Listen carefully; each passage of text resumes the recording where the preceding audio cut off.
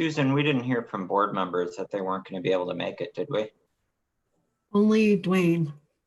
Victoria said she's coming, but she might be a few minutes late. Okay. So that's all. She had our SRPC commission meeting. Okay. That's all I've heard from. Okay. Usually we get somebody by now, but Yep. time for me.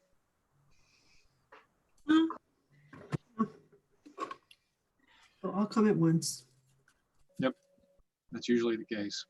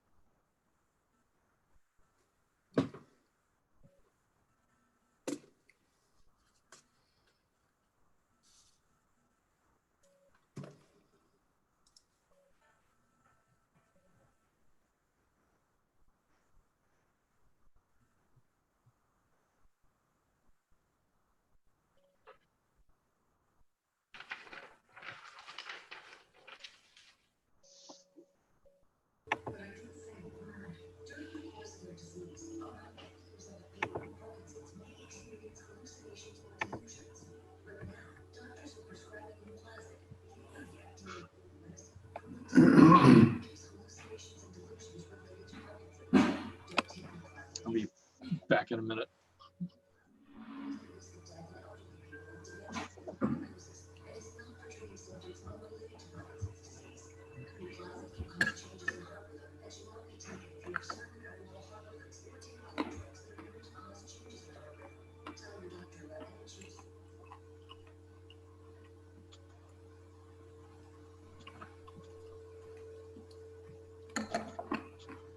Oh, thank you.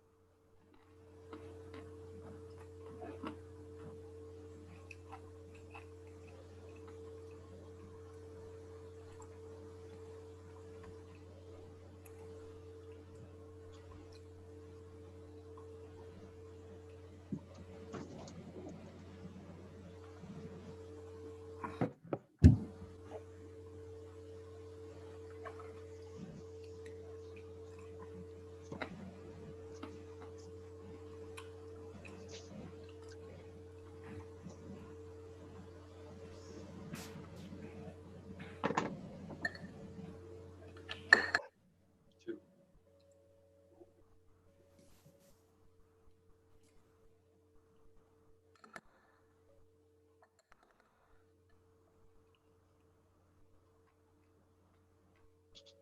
Oh. Streaming.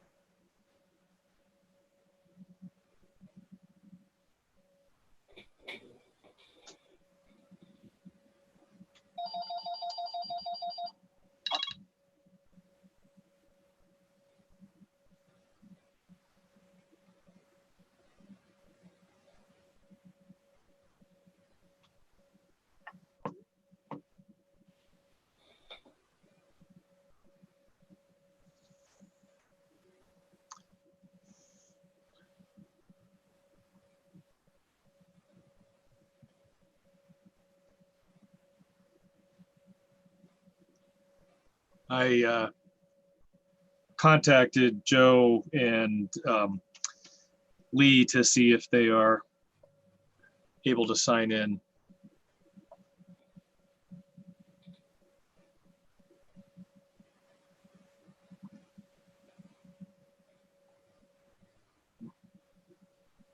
I have Betty's email, but I don't have her phone number.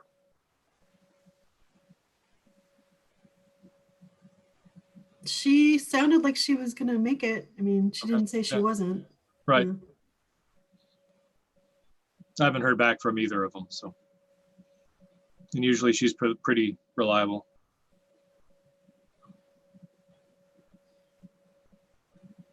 Did Victoria say how late she was likely to be? She said a few minutes, so I don't know what that means. Okay.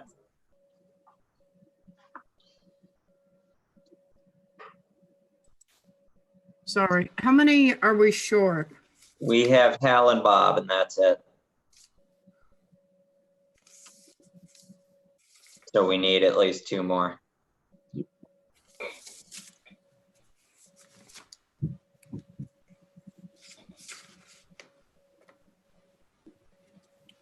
All right, I have Betty's number. I'll call her. I texted Joe and I chatted with, or sent a chat to Lee.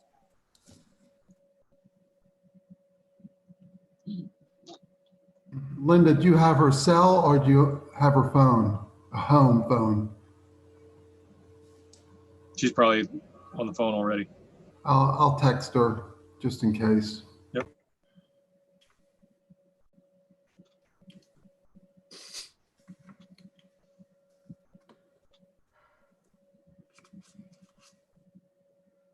No. Well. Hang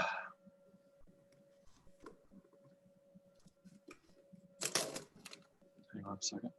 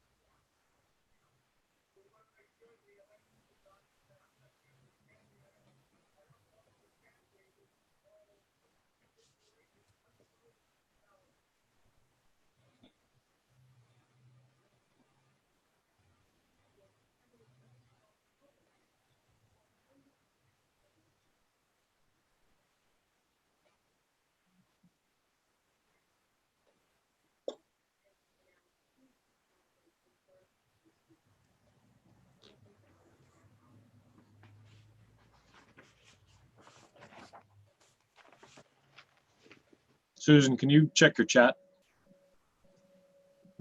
Yeah, I just answered you. Oh, sorry. Okay.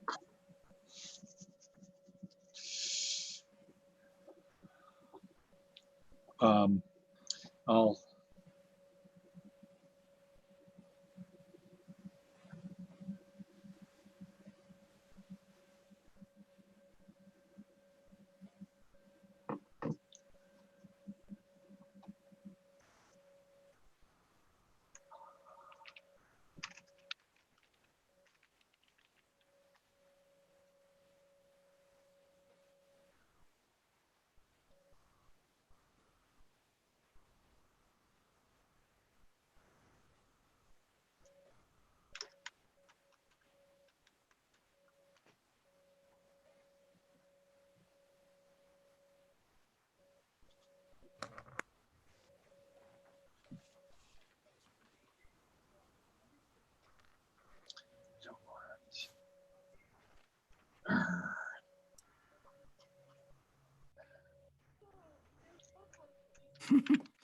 Okay, bye. Betty's coming on. Okay. Yep, we're here.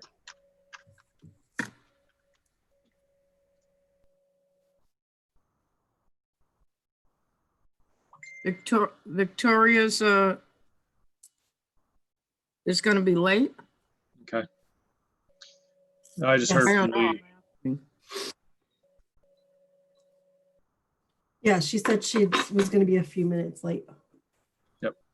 Lee's coming on.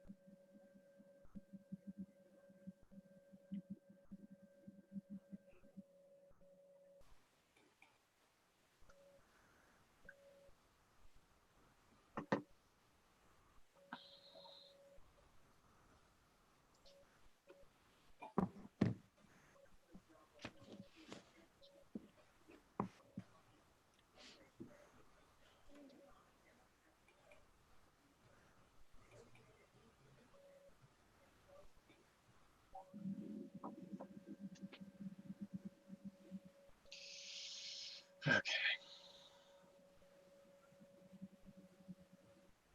And there's Betty, so there's 3 of us. Sorry for the delay.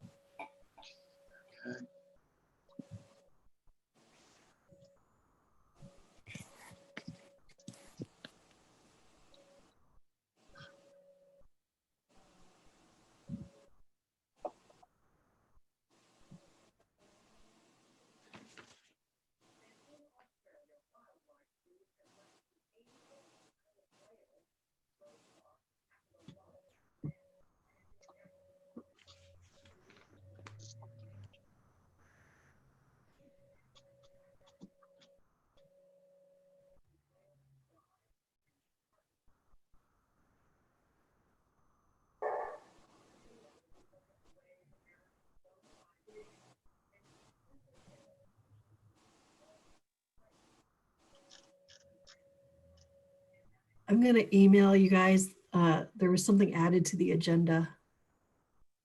Did you guys, did I send that? No, I didn't. Hold on. No.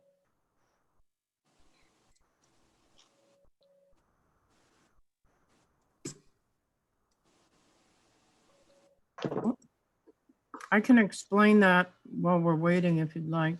Sure, please. It's a preliminary consultation. I see the folks are with us.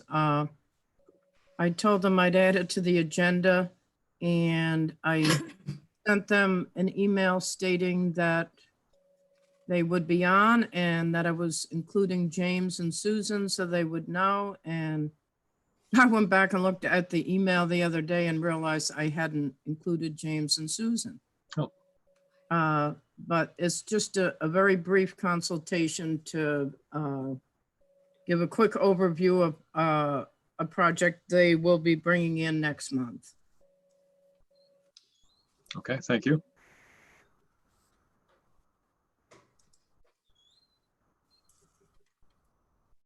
Okay. We're getting close to the 15-minute no teacher rule. Uh-huh.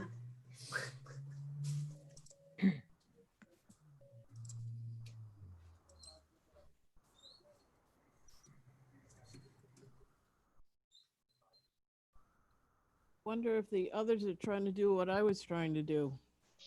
Which is what? It was within the agenda that was emailed, and it would not connect.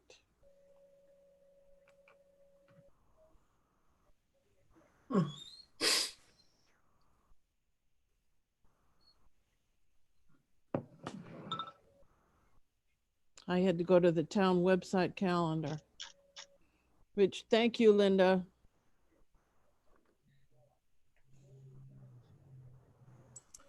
You're welcome, Betty. That usually always works.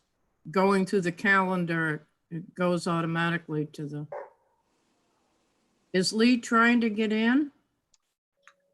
I don't know. She responded to my message saying, send me a clickable link, and I will, but I haven't seen her yet. I did send her the link to the Zoom meeting.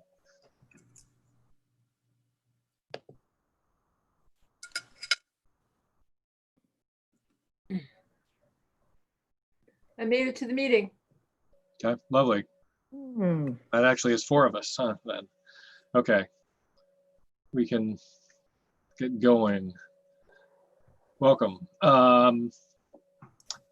Okay, I will call the September, excuse me, September 24th, 2020 Town of Northwood Planning Board meeting to order at 7:14. Reading the following statement. Due to circumstances associated with the coronavirus pandemic and pursuant to Executive Order 2020-04, which declared New Hampshire to be in a state of emergency due to novel coronavirus COVID-19. An emergency exists as defined by RSA 91-A:2, paragraph 3 for the September 24th, 2020 Town of Northwood Planning Board meeting. Board members who are unable to attend in person may participate via electronic communication and will be deemed to be present at the meeting for purposes of quorum and voting. If you are a member of the board, please do a roll call at this time. Victoria Parmalee, Patty Smith, Hal Kreider, Bob Strobel. Okay.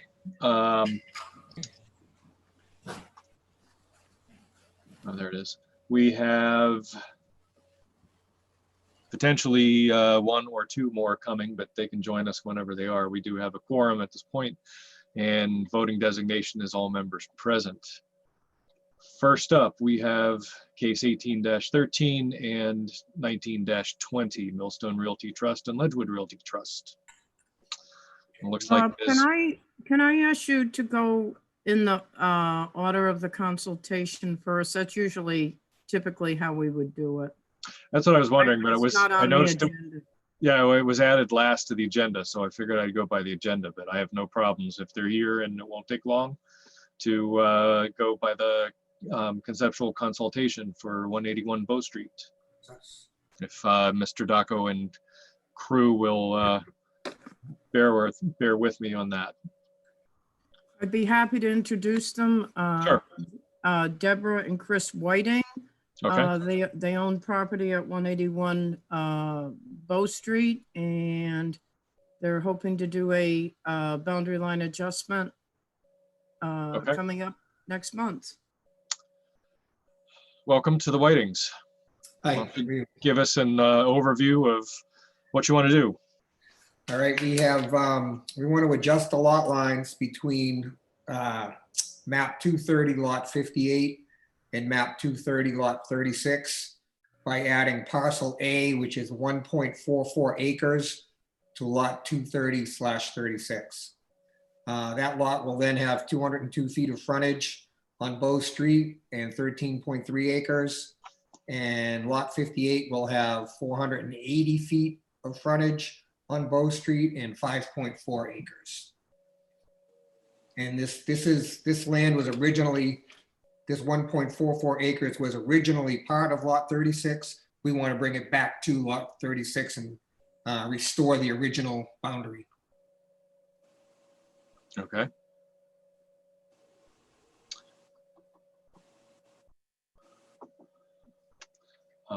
Questions from the board, comments from the board? have you researched the deed? Any, outstanding easements or anything to that effect? So, Oh, Mr. Chair, the Whitings had previously emailed town staff, and Linda and I took a look at this. The thing that makes this one unique, the parcel A that Mr. Whiting referenced is actually on the other side of the street from the rest of the parcel that it's currently attached to. That is But definitely because the prior boundary line adjustment that set this up that way was very clear that it was intended to be part of that parcel, and the current town maps reflect that, even though you can see exactly where this parcel is, and everything that's on that side of the street is what they're proposing to move back into the adjoining parcel, because that reference is clear that it was made a part of the parcel across the street. We felt that a boundary line adjustment was necessary to undo it. Okay. But is there a drawing associated with this, or? I have a drawing of, I can hold it up for you. Well, it's best Yeah. at this point to Yeah, at this point, probably close that off because we can't get into any of the detail on it. Right. it's more concept. It's only than anything. a consultation. Okay. Yep. The original, when they originally subdivided this off, the land was sold to Joe Lovely's son, and it was planned that he would live here for a long time and take care of his parents as they aged, but that didn't work out. David moved away. When David moved away, the Loveleys took back that 1.44 acres in the front of my parcel, which is across the street from their parcel, because they wanted to control what happened on the land, that they didn't want anything unsightly there. They didn't want a building there. They wanted to have control of it. Now, 20 years later, the Lovely's property at some point will change hands. The Loveleys are elderly. I'm in the same position. I want that land to stay exactly as it is and not somebody to buy it and put a garage, store equipment or anything like that. So we're just trying to protect our property and the value of our property. Right. Okay. Well, I'm looking at the online GIS right now, and it's interesting. I had never noticed it before that lot 58 goes across the street according to our GIS. Right. So, yeah. And that was, as I said, when they did that so they could control that piece, because they originally owned all of lot 36, the Loveleys, Mhm. the 13.3 acres, and then they took back that 144 so they could control what happened in front of their house. Okay. And now I'm in the exact position they were. I want to control it in case in the future, anybody bought their property and decided to put something there that I didn't want. Okay. There's an interesting history, and we can get into that as to how it came about when we have the application. Sure.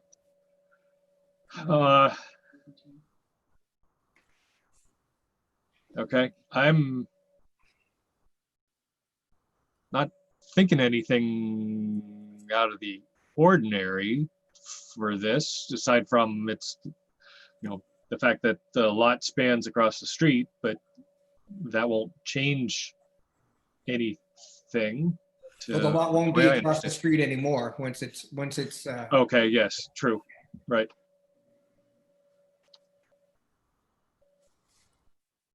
Huh. Anybody else have any questions, comments, anything from town staff? The only thing that I would mention for the applicant's benefit is that if we are still meeting over Zoom, which we expect that we would be, we have been operating on a 2-meeting policy so that we'll open the public hearing and give people the opportunity to submit any testimony in writing in between meetings, since they aren't able to attend a meeting in person. And then we would reopen the public hearing at a second meeting. And that has been a pretty standard practice for us. But as I said, I don't see, apart from the weirdness of the current lot being on both sides of the street, I don't see anything procedurally that would make this take any longer than that. And we have frequently been willing for simple applications to put the second meeting on the very next agenda for the very next meeting.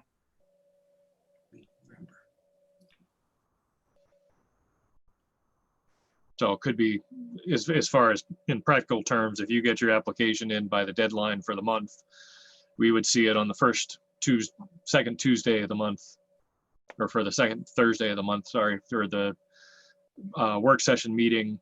It would be heard on the fourth Thursday of the month, and the following meeting of the, in this case, it would be, let's use actual dates. If you got it in by the end of September, we would see it first on October, whatever day it is, the 9th.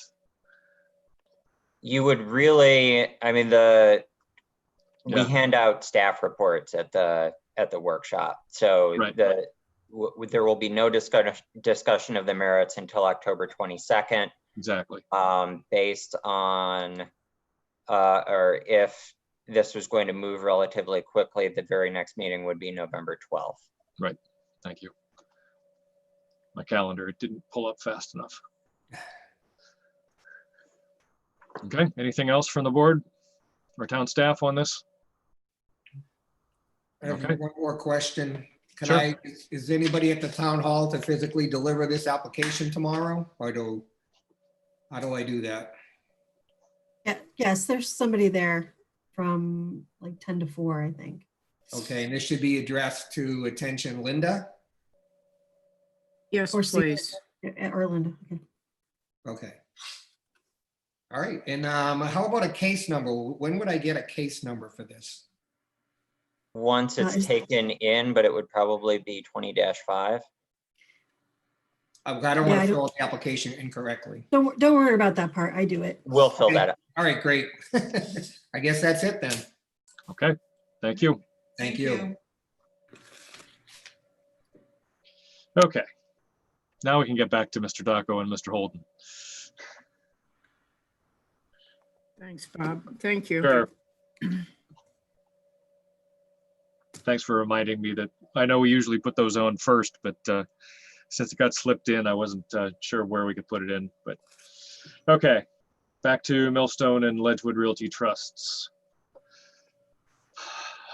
Let me see, pull up, make sure I get my notes up here correctly.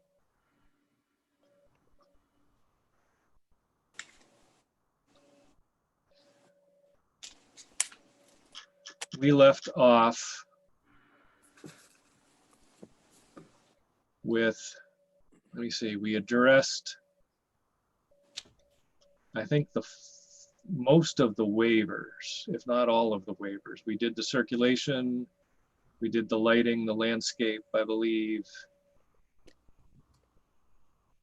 I think we did the scale drawings. You voted on all of the waivers, Okay, thank you. unless there's more than 4, but you voted on 4 waivers. Okay, that's what I recall as well, but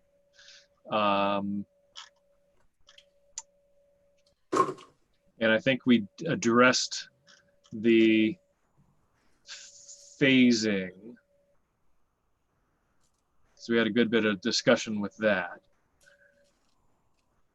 And I think the only thing that I recall as big one was the wetlands and conservation overlays. So the two issues from my perspective that the board still has to discuss are, as you said, the zoning issue with the wetland conservation overlay and the conservation overlay area. And then discussion of whether any other information or materials are going to be required of this application. As you recall, the Conservation Commission had submitted a letter suggesting some pieces of information. I believe Winnie Young from the Conservation Commission is here to answer questions tonight, and had submitted some follow-up written documentation that the board had asked for some clarification of where their information was coming from. So from my perspective, the board needs to address those two issues. I think that if the board is not going to require any additional information, and you come to resolution on the zoning amendment one way or the other, from my perspective, this would be one meeting away then to come to a final list of conditions. If you did need to see additional information before deciding, that would set our schedule in terms of when that comes back. Okay.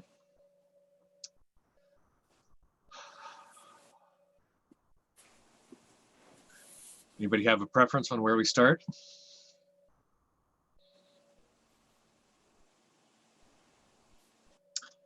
I guess not. Okay.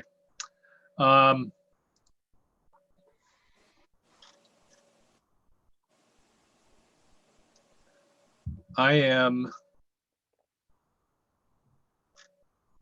well, let's, given the choice, I'd like to address the Conservation Commission letter first. Mainly because Winnie Young is on, and we've gotten a little bit of a late start. I don't want to make it any later for anybody else who needs to be, who is on. And I'm looking at the June 29th, 2020 letter from the Conservation Commission to Planning Board.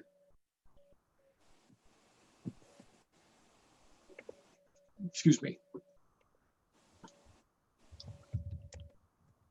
And also Winnie has sent an email out as back, I'd have to pull that up, with some information that we had requested, which I believe dealt with the wetland drawings.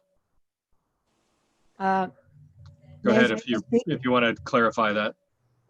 The issue was, I listened to the August 27th meeting, and Hal had questions about the stump spreading and where we got our information about grinding the stumps and spreading the material rather than spreading the stumps themselves. This was in conjunction with the land looking good for a conservation easement. And Fred Borman, also a member of the Conservation Commission, is present. Okay, He is a retired forester and knows a lot more about this kind of thing than I do. But I supplied the answer to Hal's question about where that exact information came from. The second paragraph down is, I contacted Rick Vanderpool. You can see his credentials there. But it's also mentioned in the fact sheet that I mentioned in the letter, and also in the BMPs, the best management practices. So, but questions directly talking about the mulch and the grinding, and to answer those for you. Okay, thank you.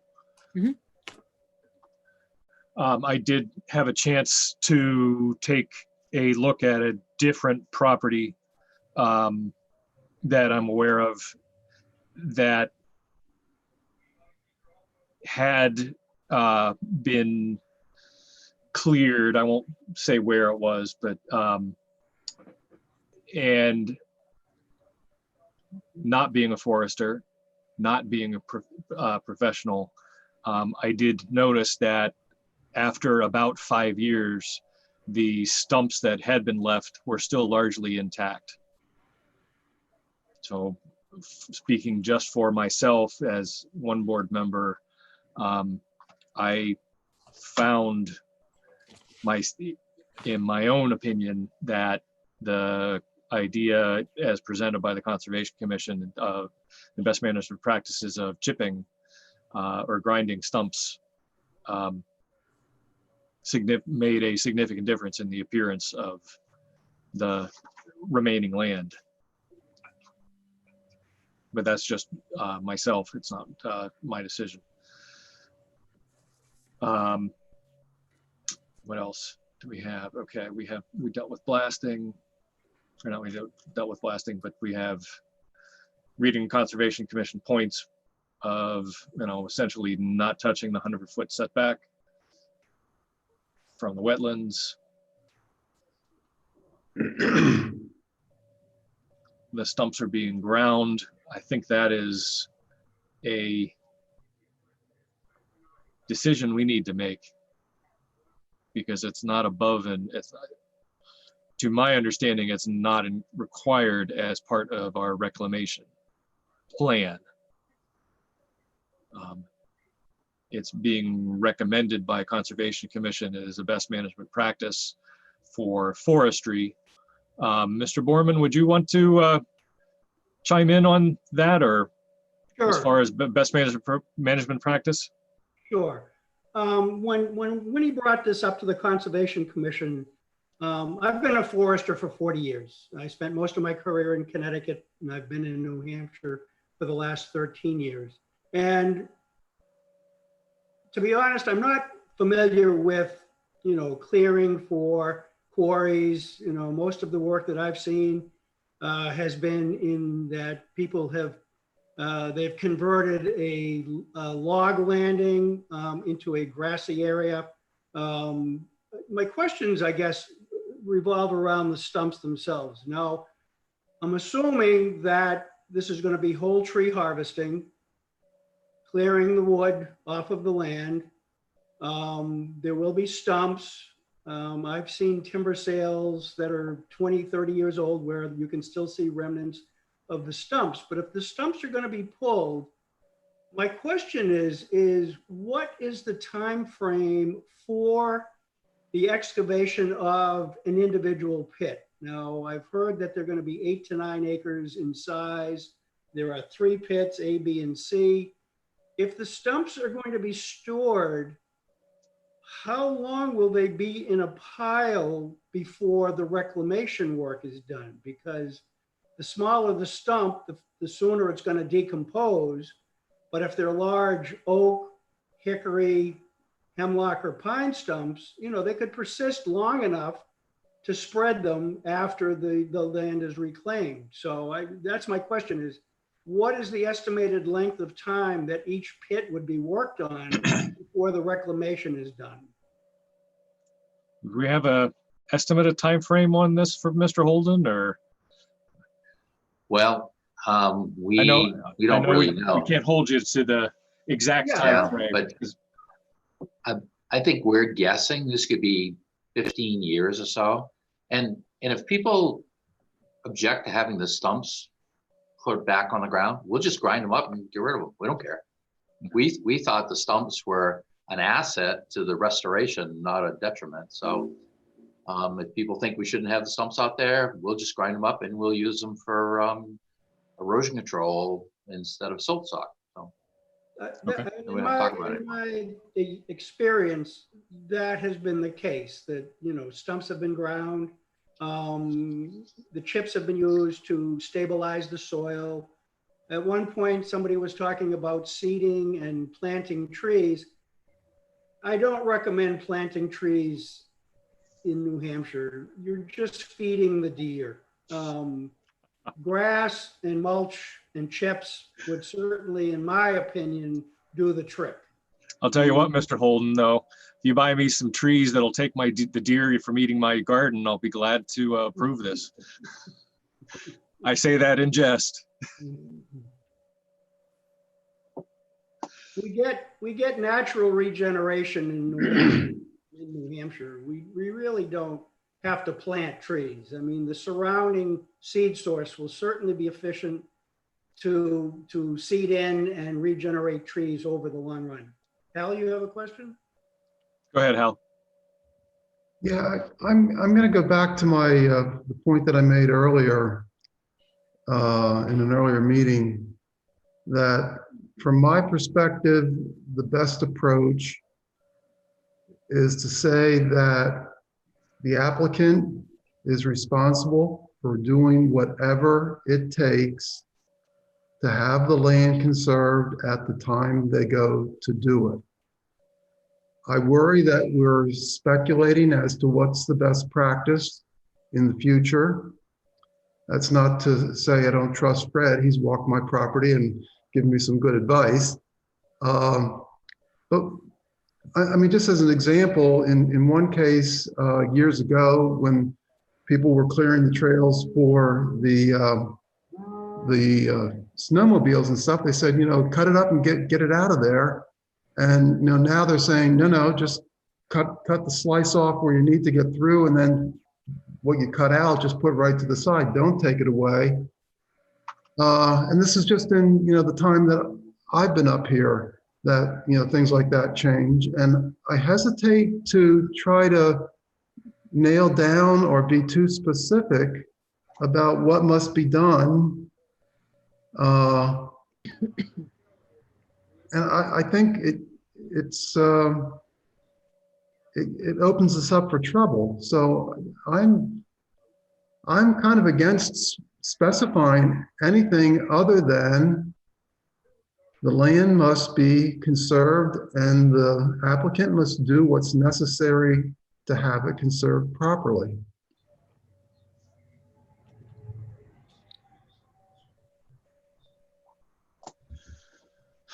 If I could just add, it's going to put a burden to some degree on whoever is in a position to require that at that point in time.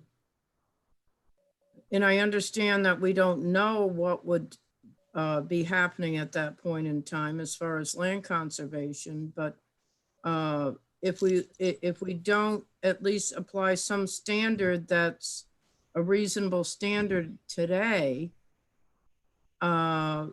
is putting a tremendous amount of burden on town officials to require the property owner, whoever that may be, whether it's Mr. Daco or somebody else, to be able to find someone to work with him to conserve that land.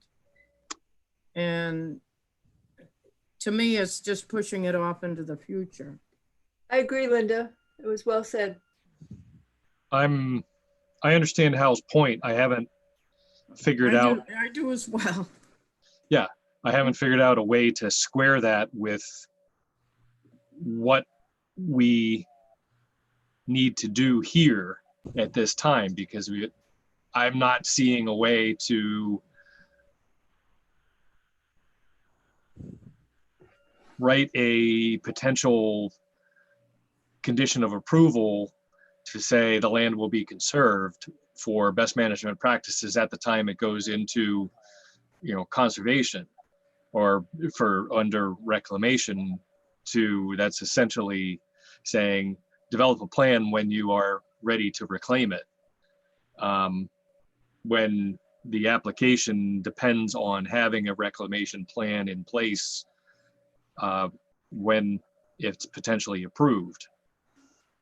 Yeah, my point on this is you can set these standards now. Yep. And I don't know if they'll change. I'll be honest with you. I don't know if they'll change. But my problem as a select board member is well, I don't think I'll be on the select board 20 years from now, but who's ever on the select board 20 years from now might have to deal with the fact that we've specified something that is insufficient, and then the town holds the bag because there isn't sufficient money or the right way to do it because we've already specified it. And I think we're trying, when you're talking about stuff in the future, it might not be comfortable. It might not, be easy. And yes, it might put a burden on future folks. But I don't think we know enough now. And if we specify it, somebody looking back on a court case is going to say, well, no, you said do it this way. We understand it's not the right way now. And, town might pay penalties to fix it, but that's the way it is. And I worry about that considerably. How is Well, it? Isn't that the the case with any standards that are, there any standards that exist, they may get more strict in the future depending on the knowledge that we gain, but you've got to work with what you've got at the time. I disagree. Go ahead, Linda. It creates a baseline in the sense that what we're looking at today, I mean, there's nothing that this planning board does that, determines what's going to happen 20 years from now. The option at that point in time is they can always come back. Whoever owns that property can come back and ask for an amendment to that approval with the planning board of that day, and they can weigh those issues. If, let's say, the idea of land conservation is not feasible, they can present that to the planning board at that point in time. But to say that this board can't decide what's right for today, it's the applicant that's choosing not to complete the project because of the size of it, which is unusual, within a certain, period of time, which might typically be 3, 4, 5 years. There's nothing to say that you can't create some type of baseline. I mean, we see this all the time. You can take an easement that gets placed on a piece of property, and 20 years from now, it doesn't make any sense. But it's, there's always the option to come back to the land use department. And I guess I can say this because I've worked with the planning board for so many years and can go back to some cases that were in the early 90s that now have come back and they've been relooked at and changes have been made. We have a site plan coming up probably in October of a building that was put in place 30, 40 years ago as a commercial building, and they will come back with an amendment because what happened then doesn't work now. So that's an option for the future. It isn't that this is going to lock it in with a padlock that can never be addressed without going to court. James? Can I provide some context on what you as a board are required to decide on? Thank you. So you are reviewing for the purpose of the excavation permit, this application against the standards in RSA 155E, which governs excavations.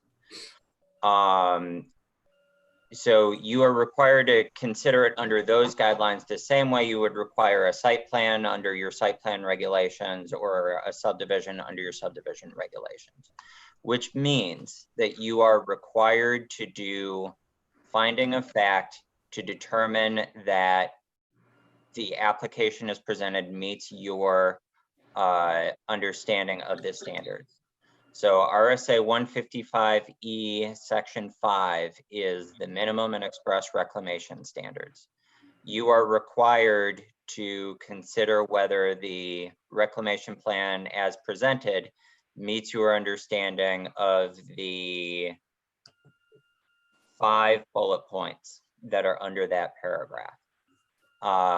You don't have to do any more than that. And since we don't have excavation regulations of our own, those are the 5 bullet points that stand, that are our regulations in this case.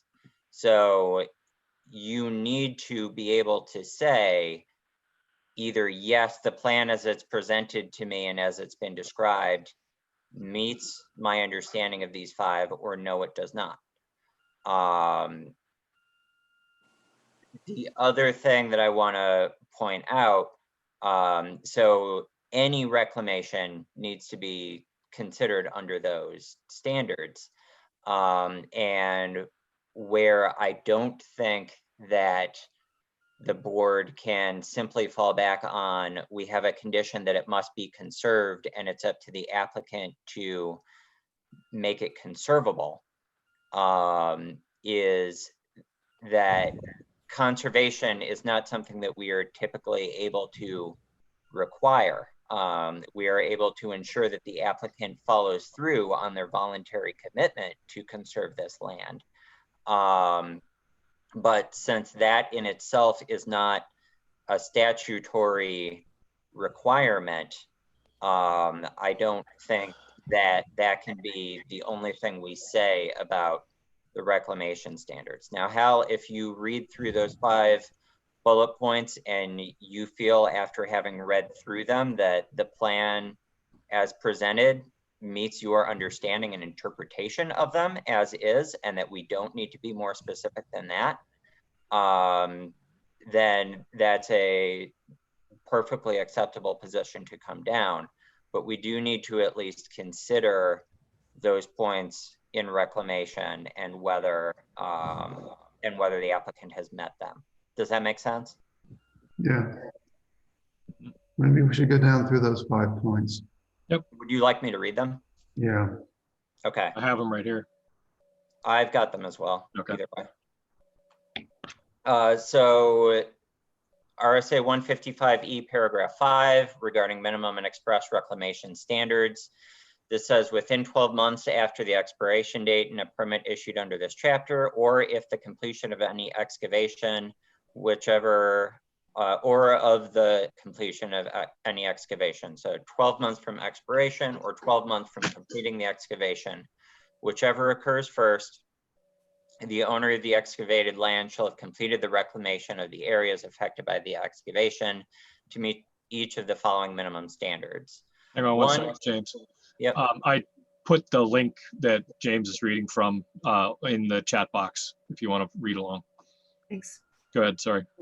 Item 1, except for exposed rock ledge, all areas which have been affected by the excavation or otherwise stripped of vegetation shall be spread with topsoil or strippings, if any, but in any case covered by soil capable of sustaining vegetation, and shall be planted with seedlings or grass suitable to prevent erosion. Areas visible from a public way from which trees have been removed shall be planted with seedlings set out in accordance with acceptable horticultural practices. Number 2, earth and vegetative debris resulting from the excavation shall be removed or otherwise lawfully disposed of. Number 3, all slopes except for exposed ledge shall be graded to natural repose for the type of soil of which they are composed so as to control erosion or at a ratio of horizontal to vertical proposed by the owner and approved by the regulator. In this case, the regulator is you, the planning board. Changes of the slope shall not be abrupt, but shall blend with the surrounding terrain. Number 4, the elimination of any standing bodies of water created in the excavation project as may constitute a hazard to health and safety. And number 5, the topography of the land shall be left so that water draining from the site leaves the property at the original natural drainage points and in the natural proportions of flow. For excavation projects which require a permit from the Department of Environmental Services pursuant to RSA 485A17, the provisions of that statute and the rules adopted under it shall supersede this paragraph as to areas of excavation sites covered thereby. The excavator shall file a copy of permits under RSA 485A17 with the regulator. Again, that's you. So those 5 points essentially relate to 1, getting the vegetation back, 2, what you're doing with the earth and vegetative debris that results from excavation, 3, the slopes and the grades of the post-excavation reclaimed land, 4, if you're creating a body of water as a result of the excavation and it's going to be hazardous, you've got to get rid of it somehow. And 5, the topography of the land can't change the flow of water off the site.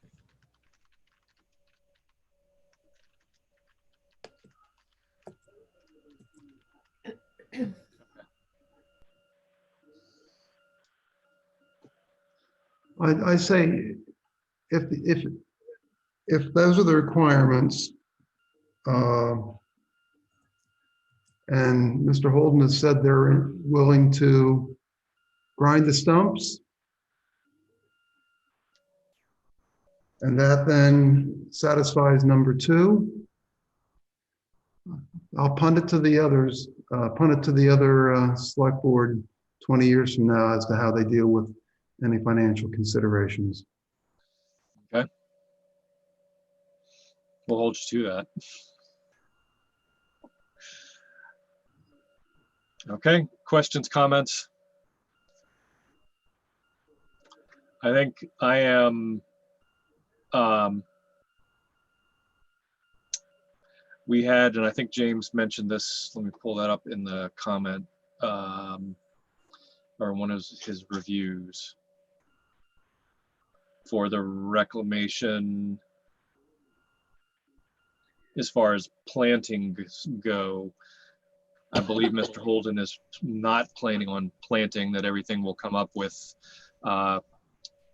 white birch and various other quick growing trees to establish tree cover within a couple years afterward.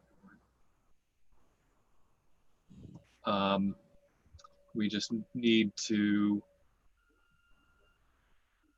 make a determination, I think, at least that's my understanding of it. Town staff can certainly jump in. That for item 155E5, item 1, the plantings, that the applicant's plan meets that over time. So in my prior staff report, I had expressed concern that in my interpretation, the proposed reclamation did not meet that. Right. I think that after the conversation with Mr. Holden at the last meeting, I'm feeling considerably more comfortable, and particularly having heard it be corroborated by Mr. Borman tonight, that the restorative ecology practices of, you know, letting the nearby vegetation reseed and reclaim those areas on its own seems more practical under the, you know, stipulations that Mr. Holden made, that they aren't going to wait until a single pit has been completely excavated before reclaiming the whole thing at once, but that they might instead be digging out a patch 1 year, 2 years later, they're done with it all and are ready to reclaim that patch while they're continuing to dig out that pit. I think that gradual approach to both excavation and reclamation at the same time feels more appropriate to me than my initial understanding. Agreed. But again, the final decision of whether that suggestion by Mr. Holden complies with that paragraph is up to you and your understanding of what that regulation reads and means. The other thing, so again, the placement of the stumps, whether they're, you know, stockpiled as large stumps or whether they're ground and used as part of the erosion control, item 2 seems to be most relevant to that. And it does say that all earth and vegetative debris resulting from the excavation shall be removed or otherwise lawfully disposed of. I don't have any knowledge that stockpiling whole stumps versus grinding and sprinkling them one way or the other is has implications for, you know, lawfulness and lawful disposal. But again, it's up to the board to determine whether, in your interpretation, stockpiling whole stumps would be acceptable or whether you would want to see them ground. If that makes sense. Does grinding mean they're taken off site? I don't think that's the intent. No, I just heard Bob say, it seemed like that was the case. They have to, quote, be disposed of. Are we talking a couple different things here or what? Otherwise lawfully disposed of. It depends on the town regulations. You know, to my knowledge, we don't have there are towns that have a stump lot where you truck them off and they just sit to rot. I don't believe we have that in this town.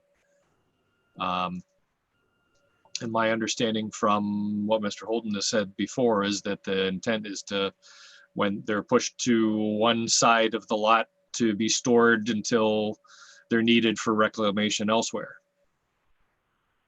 And is the proposal that at that point they're ground up and redistributed back when they, I guess I'm not clear what if they get ground, what's the sequence? If I could add here. Go ahead. If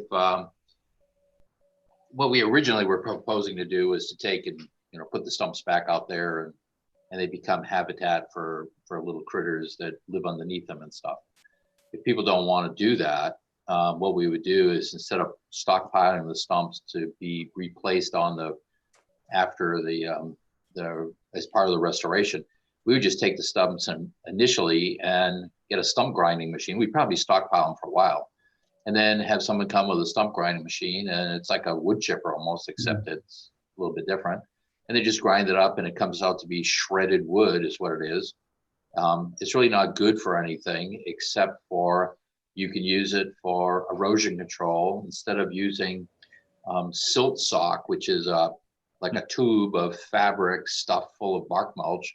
You can spread this ground stump grindings on the ground and use it for controlling erosion. And we would do that, just have a big pile of it, and we could use it as we needed for erosion control. So that's fine. Okay. Does that answer your question, Hal?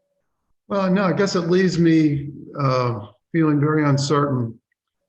You know, like Mr. Holden said, you know, there's some benefit to having, instead of a monoculture, you know, of stuff all ground up and dispersed, you know, there's instead places that create voids and places where stuff can accumulate, this, that, and the other. I mean, that's kind of standard in many cases.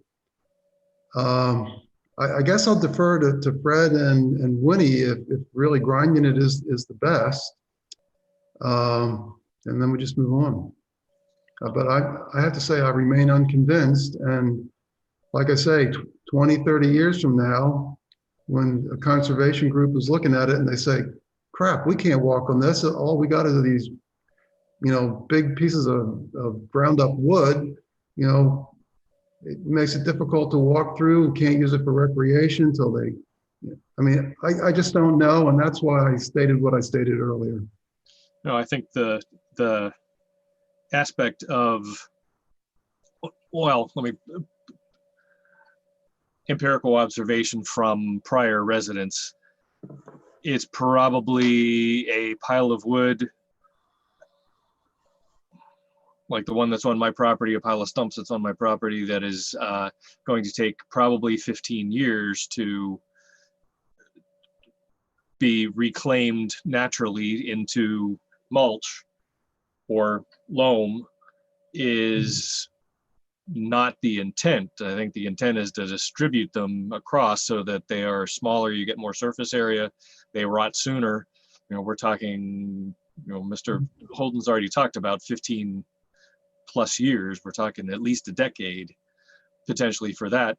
Chips, if they're ground, they're going to be a lot smaller. You're going to eliminate the idea of having sinkholes and flow through. So we won't have any sinkholes, but we will. But I mean, just as an example, you know, sometimes people do put up stuff to stop wind from blowing stuff across the whole thing and eroding the ground away.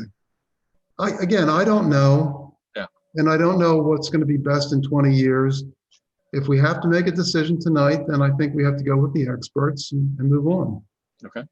If I can, mention something about regeneration and Sure. how it would affect all of this. I agree with Mr. Strobel. Grinding the stumps would certainly create smaller chips. They would decompose faster. The other thing is that there is a seed bank in the soil.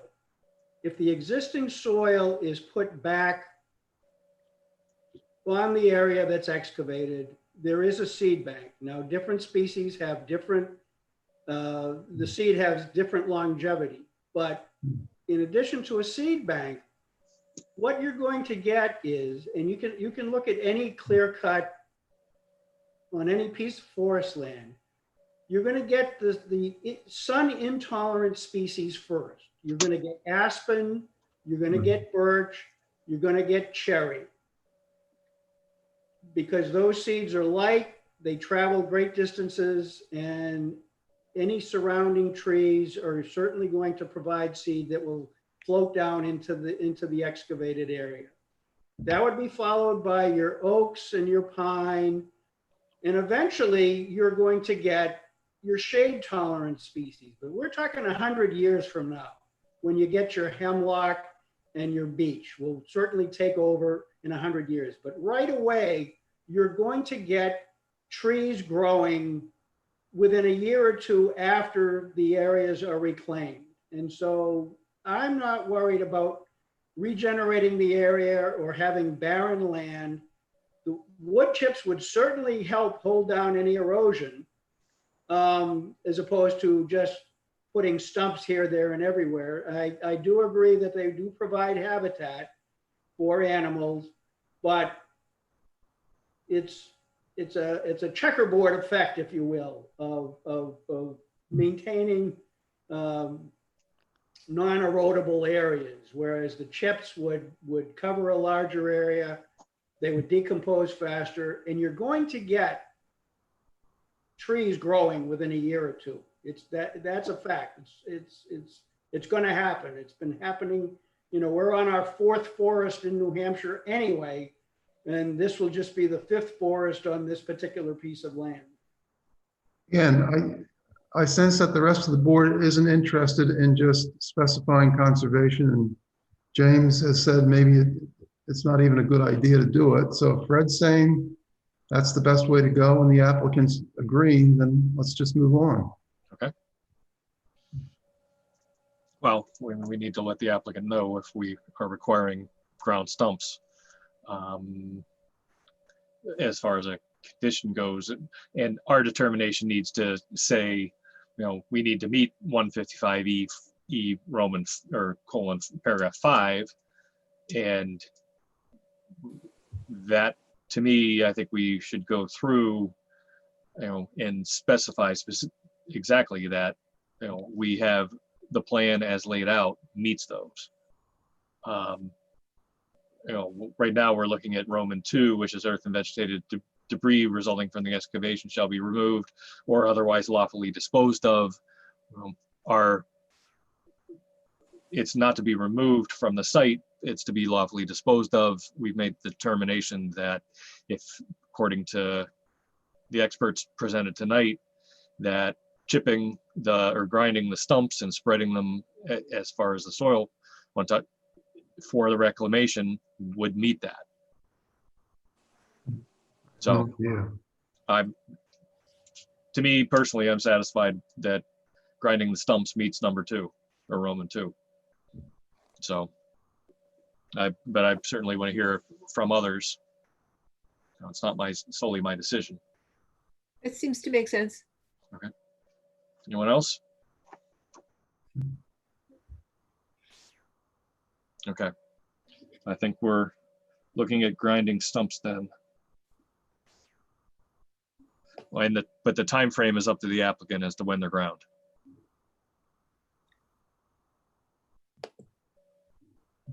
You know, it doesn't make sense to me to grind chips, let them sit for 15 years and rot when it's a lot easier to move. It might be easier to move as a stump, or if the stumps are going to sit in a solid for 10 years and they rot themselves there, then that saves having to grind them. But I certainly would hear people who would counter that, or if Conservation Commission or someone else believes that. I haven't been at my house for more than, or my stumps haven't been sitting for more than 5 years. But okay. As far as plantings go, which is Roman 1, we've heard from Mr. Borman and Mr. Holden that the land will reclaim itself. James has said the same thing, that he's very comfortable with the idea of the patchwork reclamation, and that the land will essentially self-seed or reseed itself. We need to assert or make a decision that that plan meets the recommendations of Roman 1 for replanting. Any discussion on that? Anyone disagree? Yeah. Yep. Okay, Well, you basically got three people saying exactly the same thing, so I Yep. think it would be safe to go with it. okay, that's fine. It's a board decision, so I want to make sure we're set. You know, the law states specifically for plantings, and the applicant has said he is not planning on planting. I want to make sure that in the future, when this is looked at, To clarify, many Mr. timeframe. Chair, the applicant last week laid out an argument for why he feels that Right. Specific seeding of other species isn't necessary or required by that statute. Right. So if you want him to repeat or clarify any of that. Nope. No, you still got it. Okay. I'm good. I haven't heard any requests or nays from the board.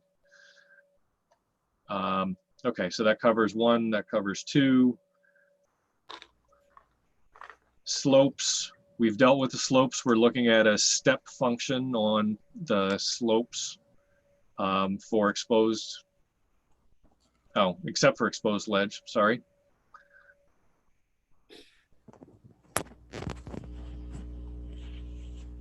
Okay, and then we've dealt with that. Mr. Holden, as far as the exposed ledge goes, we have I know we talked about the step function, whatever you want to call it. You know, you're going to blast and come down at not say at an angle, but a zigzag as my camera chip clicks out. A terraced slope. Thank you. It's been a long day for me. What we were actually proposing was that there's no, and I think there was quite a bit of discussion like a year ago.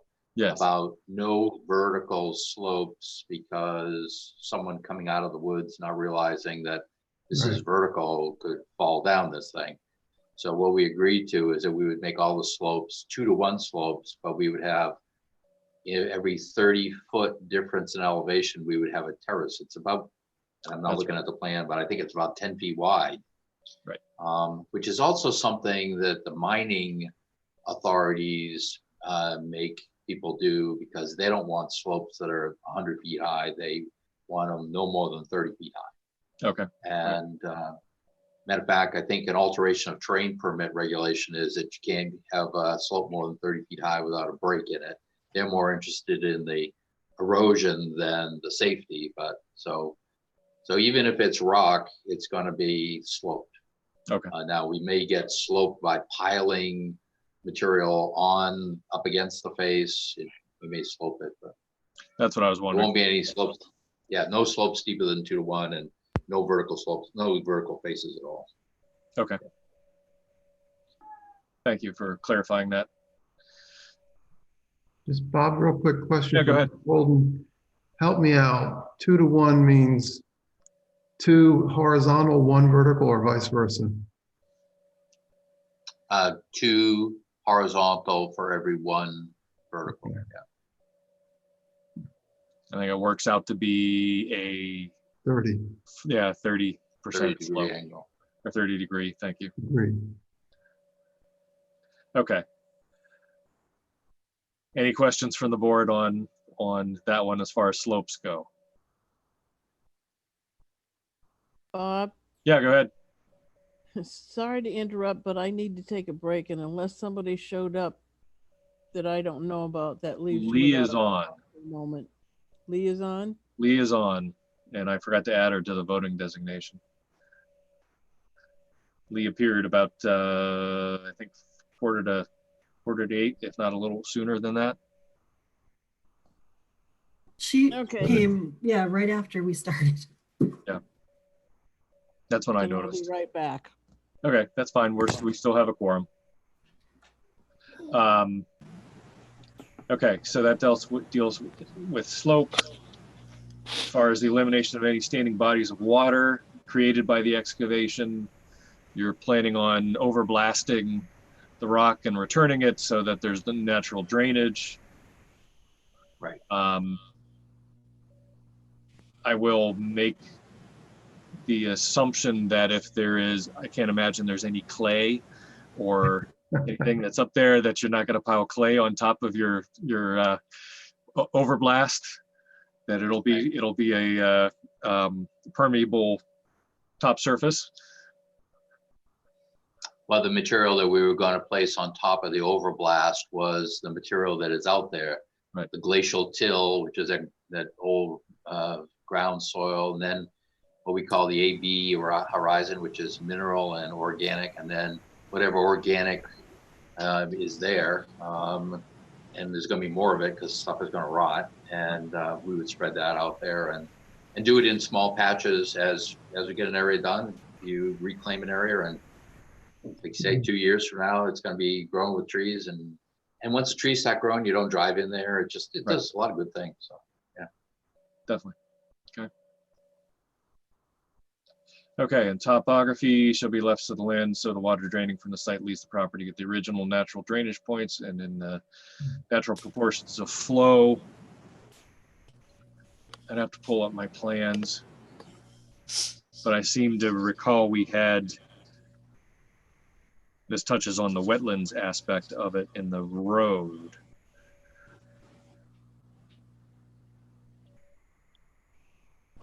And we had dealt with, that had come from the third-party review, if I recall correctly, for drainage.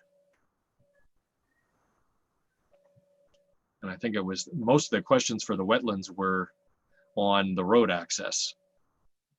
yeah, and we met with the wetlands people out there, and most of their concern was where the large fill is, and most of their concern was that the culvert that we were proposing, which was like a 2-foot culvert, be made larger so that sunlight would go underneath the road, so that little critters that wanted to go from one side of the road to the other side of the road wouldn't be going in this dark tunnel. They would be going in a place that there's actually some sunlight there. So we're taking out the 2-foot culvert and we're putting in a larger box culvert that will have a natural bottom in it and be considerably bigger. So, and that was we walked around the whole site with them, and that was really the thing that they wanted us to do. And the rest of the things that we were doing, they were, pretty okay with. So. Okay, that goes along with DOT good practices as well, as far as the natural bottom in a box culvert from another hat. Okay. I'm checking back on with the Conservation Commission letter.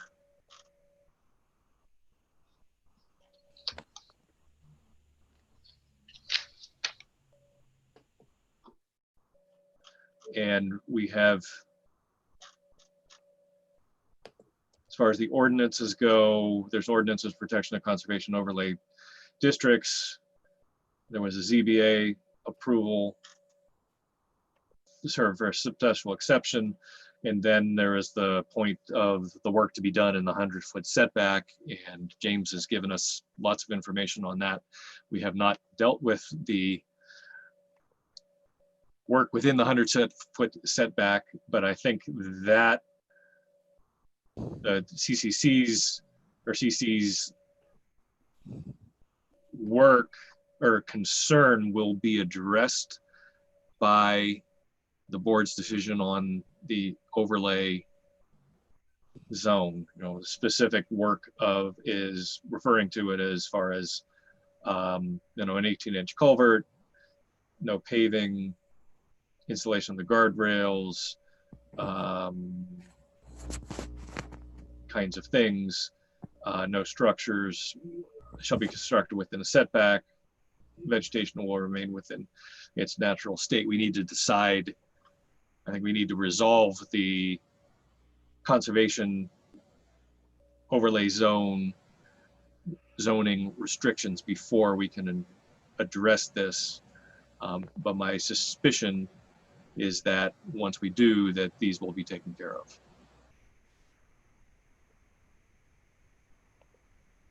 Okay. And looking at the next thing, the request from the conservation conscom, no blasting or excavation within the 100-foot wetland setback. When outcrops, and ask what measures will be taken by the blasting company to avoid approachment into the 100-foot wetland setback when outcrops through that setback extend and are blasted to avoid the necessary. And I think we had a good long conversation about that. The applicant is not intending to intrude on the 100-foot setbacks to reclaim material that was blasted within it.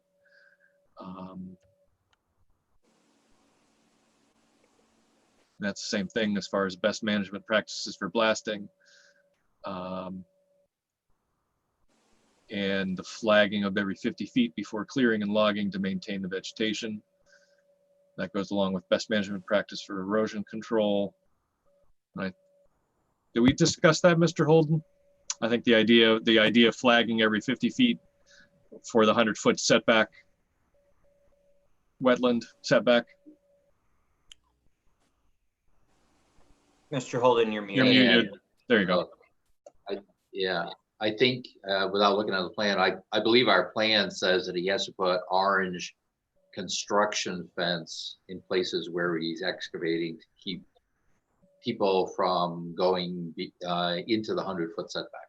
Okay. It's okay to have the trees there, but then guy drives his bulldozer in there or something, he's gonna have to rip down the fence to do that. And Exactly. and one thing to keep in mind is it's all David's employees. There's no public here, and right. It's but that was, I believe, what we suggested, and we would agree to do that. So. Mm-hmm. Okay.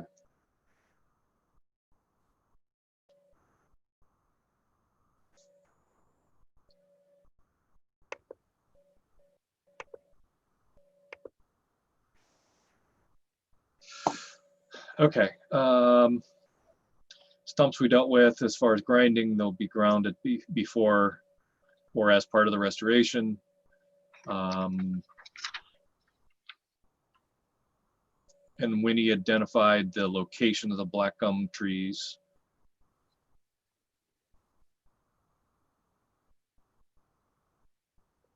Okay.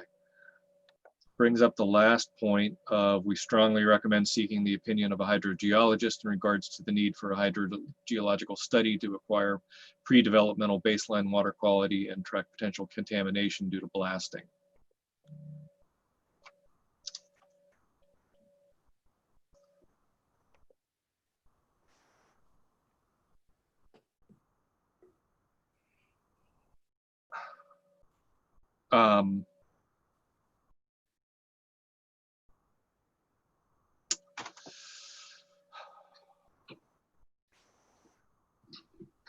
Winnie, or Mr. Borman as representatives, the CONSCOM,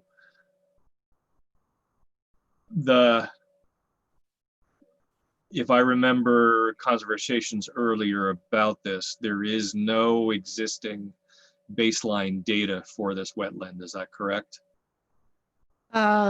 It's been determined that there's no stratified drift aquifer, but studies for a bedrock aquifer have not been done. So that is not sure that there is no bedrock aquifer.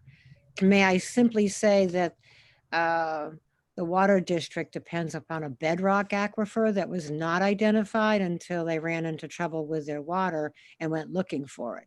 So in other words, there could be one out there, there might not be one, but as far as anybody knows, there's been no study in the big woods for a similar bedrock aquifer. Okay.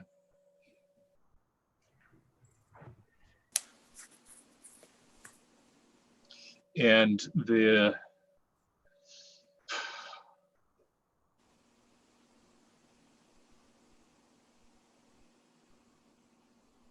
as far as the concern over the bedrock aquifer is what, that it might connect to or be part of the village water district? Oh, no, I'm sorry. I was afraid I made a confusing thing. I was just using that as a comparison. The Okay, water district is on the other side of the town. that's what I thought. That's why Yeah, I just well- use it as a comparison because, without a bedrock aquifer study, they didn't know that there was water there until they did a study. And the same thing might apply to the big woods. We don't know. Okay, And I would note that in 2009, it was, I think it was Mr. Holden said something about monitoring for water quality and erosion control. And I don't know if there's something in the plan that allows for water quality monitoring during operation. okay. The, what we were talking about at that time was erosion control, while building the road, while the road is operating, and just general water contamination due to soil migration. One thing that is part of our getting our alteration of terrain permit, we have to demonstrate to DES that there aren't any wells within 2,000 feet of this property. And as far as we know, there are no wells within 2,000 feet. And their concern is that, like they had at on Route 93 at exit 3, they were blasting so much that there were people's wells that ended with nitrates in them, and they just, because they were right next to the blasting, and that's why we have to show that there is no wells within 2,000 feet. The thinking, I believe, is that by the time nitrates migrate 2,000 feet, they probably are going to be absorbed by something, vegetation or something that wants the nitrates. And I know the people on exit 3, complained, and the contractor bought them water for quite a while. And after a while, the belief was that the nitrates would go away and they wouldn't have to have bottled water anymore. So, but they were living right next to the blasting. So. Okay.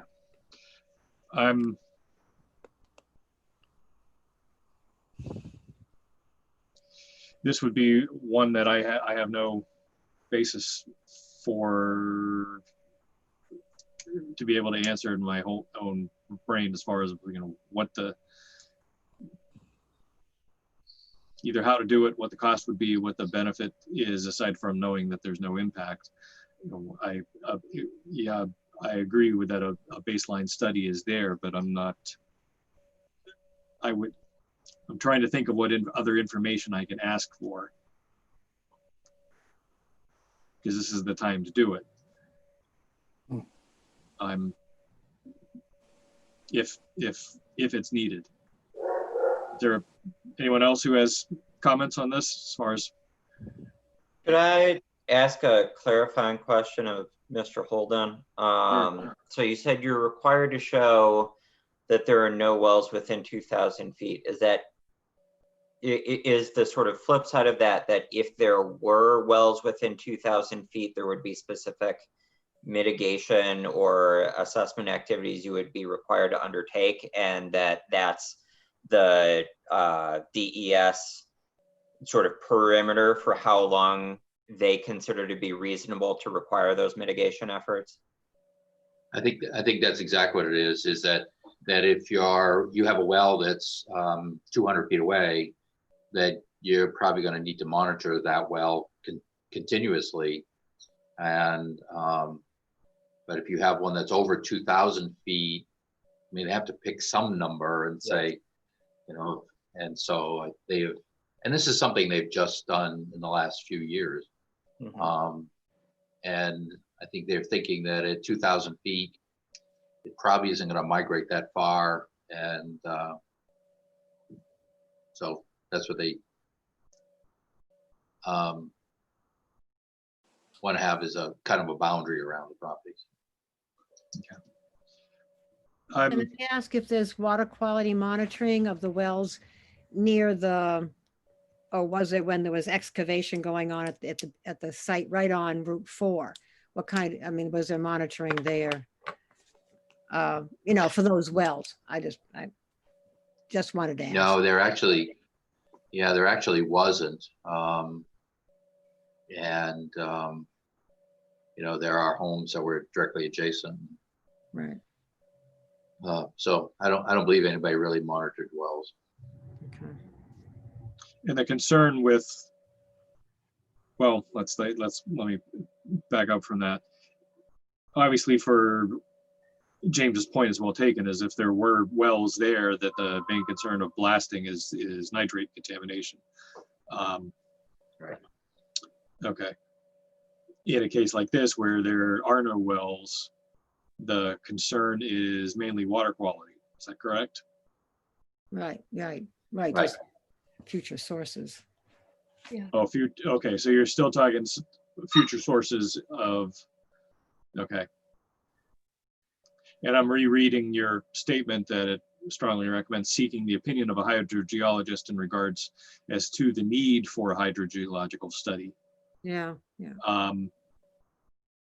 Is that a service that we have available from the town engineer? Do we know if they have, if it's no longer, I'm drawing a blank on the name. DMA. Thank you.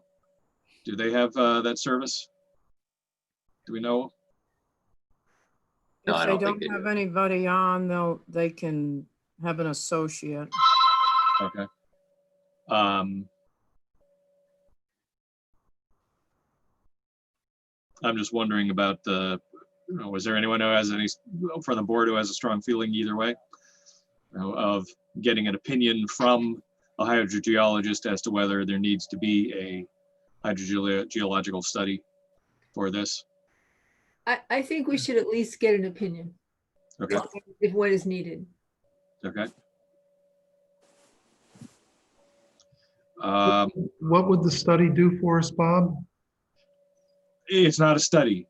It's a matter of asking a hydrogeologist as to whether their recommendation is that, yes, the site is sensitive or something to that effect, and they recommend or don't recommend a hydrogeological study. It's not actually doing the study. It's having an opinion as to whether there should be a study or not. So Hal, my understanding of a full hydrogeological study is that if we eventually got to that request, it would be essentially taking a look at whether this site was likely to cause pollution and or flow changes. Is there a likelihood that somebody's well is going to run dry? Is there a likelihood that people's wells are going to become polluted, or an aquifer is going to become polluted? Those are, to my understanding, fairly significant undertakings, both in terms of cost and time. And that is, why I'm suggesting that we have this conversation tonight about going down that road so that we don't put it off any longer. So I think the virtue in getting that opinion is deciding whether there is a reasonable likelihood of needing that fairly significant investment of time and money, or whether the likelihood of the impacts is small enough that it wouldn't be needed in this case, if that makes sense. Yeah. Can I just ask a question related to that? So how deep are we blasting here overall relative to the rest of the lay of the land? There are some places where we're 5 feet into the ground. As the ground rises up, remember the bottom of this excavation is going to be level. So as the ground rises up, it might be 50 feet at the highest point. I don't think it's any higher, deeper than that. But we're sort of cutting off a knob that's sticking up. So it's, you know, the surrounding ground, we're really not digging into much. We're just kind of lopping the top off the hill. So. Mr. Holden, do you know how close the blasting is going to get to the water table? No, we don't know.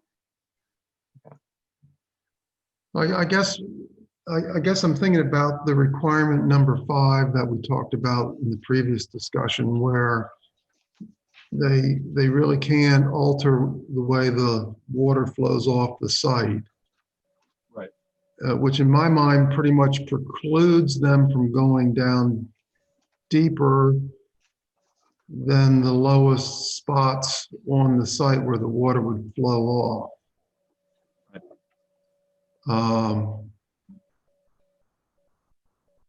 Yeah, so I guess I guess if it was more like a deep pit mine, I maybe understand the need a little bit more, but I'm struggling to see the need. Well, I'm open to the idea of an opinion that whether it needs to be done or not. Again, not the study itself, but as to whether the site is impacted. Part of the reason is that I have 2. I won't go so far as to say they're concerns, but in the idea of the overblast and then essentially creating a I don't want to call it a sump, but a percolation field.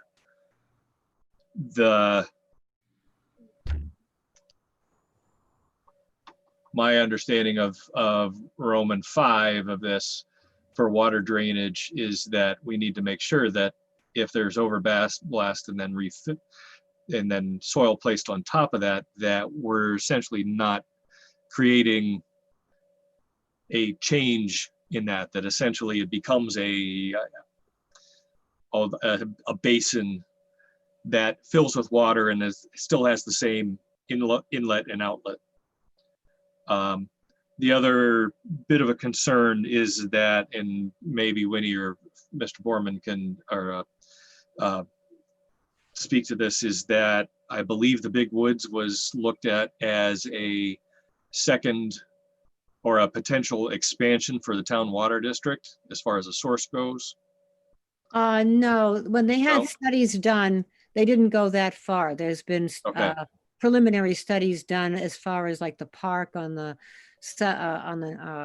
south side and Okay. but not as far as the Big Woods. No. Okay. no. I knew there was another part to look to expand. I couldn't remember where it left off.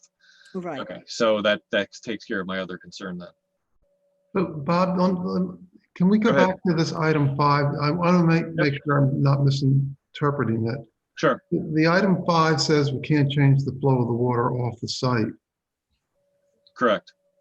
And, or maybe this is a question for James. So James, our responsibility is to review the plans and ensure that that does not happen.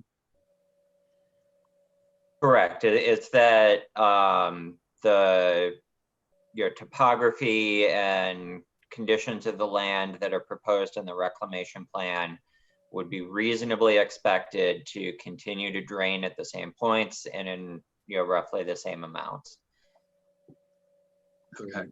And to a certain extent, some of the drainage analysis, that's the similar sort of analysis that we required, for example, with Granite State. the Granite Street subdivision, and they were looking at where is this coming into the site and how is it coming out, and with the addition of this impervious surface, is that going to increase the flow rate off of the site?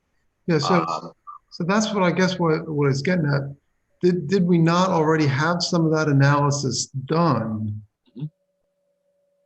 We have already had some drainage analysis done, yes. Yes. Yeah, so that's where I'm struggling, I guess, a little bit. If we've already had the analysis that says the way the water is going to flow, I guess, I think the Well- main virtue of a hydrogeologic study then would be contamination. Right. So I think Mr. Holden has described the monitoring that would be required of the state and the fact that the wells that surround them are outside of the buffer that would require that monitoring. So I think your 3 options tonight are to decide whether you think that based on all of this information, no additional research is necessary, or you have the sort of midpoint of asking a hydrogeologist for a short, brief opinion as to whether further study is warranted. Or you could, I suppose, go all the way to requiring a full hydrogeologic study. But yeah, I think that, personally, I would suggest that the conversation be between the first 2 for tonight, as opposed to going straight for the full study. I can state I can be swayed, or I guess I'm leaning toward an opinion, but I'm certainly not at the point where I want to even look at a study until I hear from someone else as to whether it's needed. But I don't. I guess what I'm wondering is what would this person, I mean, getting an opinion is, in my sense, already a study. I mean, what are they now? What are they going to do? There is going to be a profound magnitude of a difference between the time and the expense required to prepare those.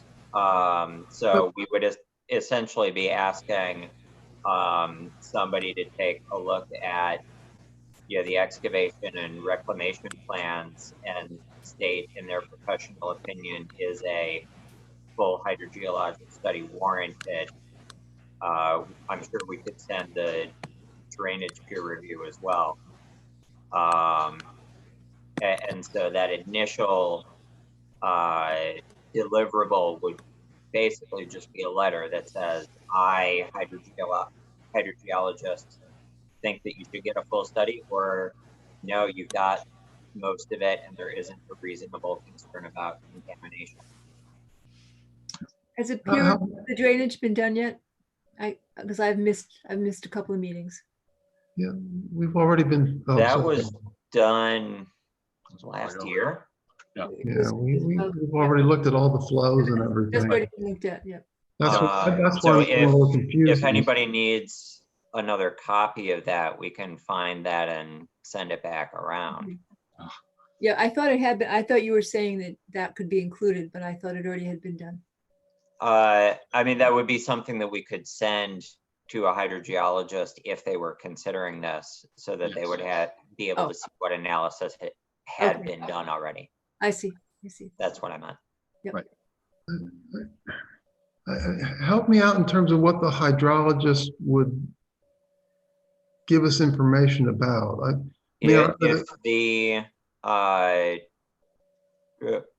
What I would be looking for is, again, the 2 big things that a hydrogeological study would be looking at would be flow problems, pollution problems. If we've already done drainage analysis that's looked at the flow problems, that could be as simple as, is there anything missing, or has this pretty much given us the picture?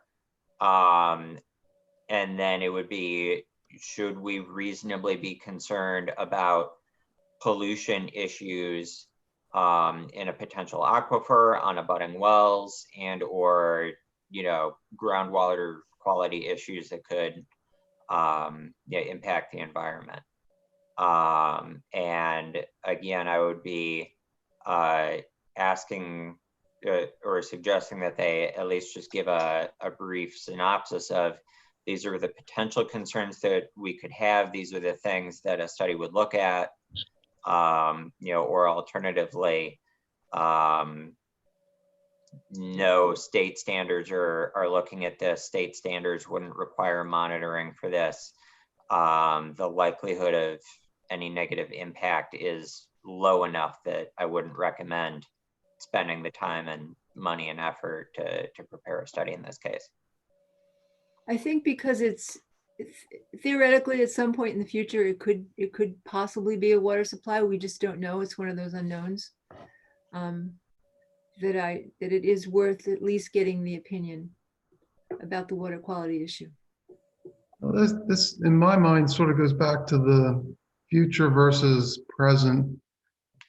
And if we're going to worry about future wells or things like that, I think we're in the same situation we were in that other discussion. We're trying to project or hold them to something in the future that we can't define. So I'm really struggling with this one. But we're also, we're in this, not that we're doing it right here, but thinking toward the future, planning for the future. Right, I guess I'm going on the precedence, Victoria, that on the last discussion, we said, no, don't try to look to the future, just deal with the current.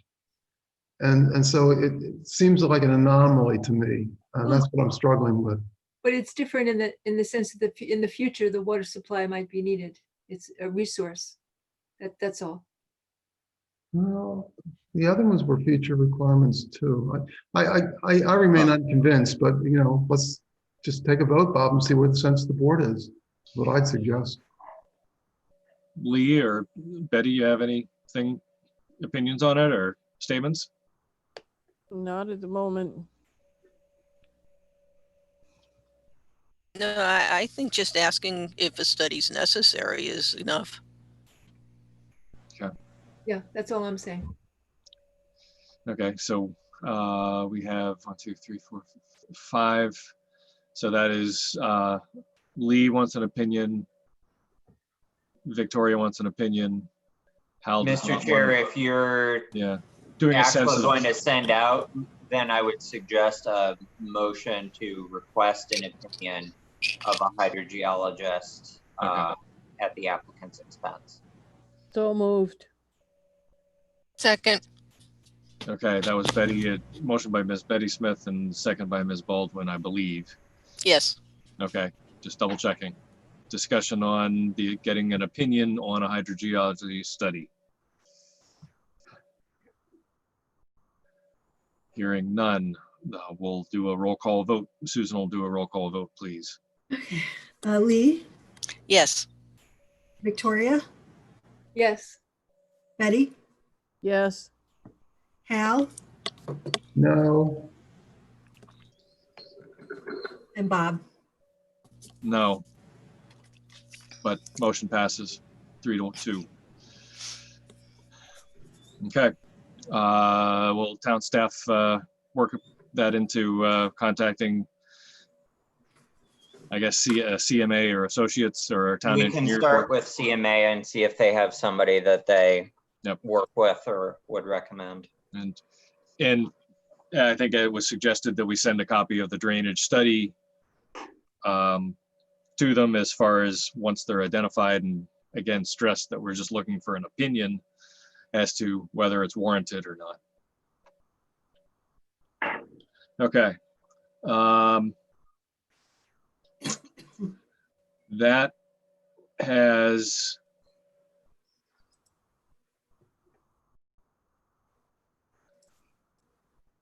as far as going back to 155E5, I think we've addressed 1 through 4, and we have made significant progress on 5. Yeah. Somebody is certainly willing to counter that. Well, Bob, you mean that by at least moving the ball down the field on getting the opinion on whether a hydrological study is needed. That's the progress. Yeah.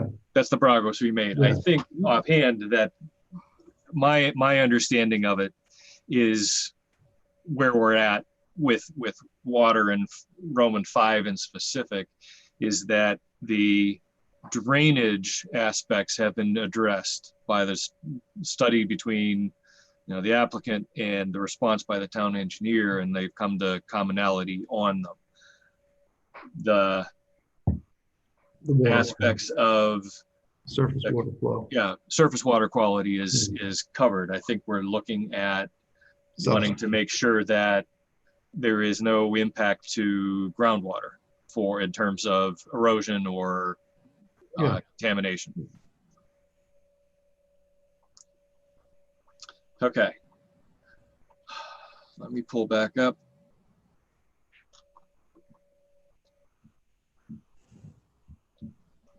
We dealt with the waivers, we dealt with that. We're back to our wetlands overlay and conservation overlay. Oh, yes. And James certainly provided a lovely finding of fact. Let me reiterate that again, even though it's been iterated a couple times before. And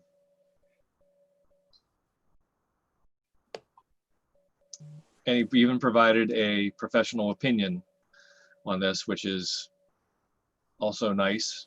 Usually we try not to ask him for that. But reading the conclusion, you know, it's my professional opinion that a variance is necessary to grant relief from section 6A, 5A, not a special exception. And that the approved special exception did not grant all the zoning relief necessary. Oh, all right, okay. I'm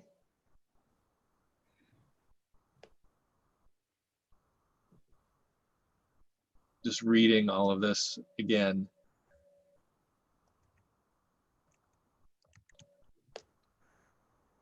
I'm tempted to follow it and just say, you know, because it's been pointed out in prior cases where it's determined during review that additional zoning relief is necessary, planning board has been willing to require this relief as a condition of approval. You know, if the application otherwise complied with the terms, which means that it's generally, well, as long as the ZBA grants the variance, we don't have, or the, yeah,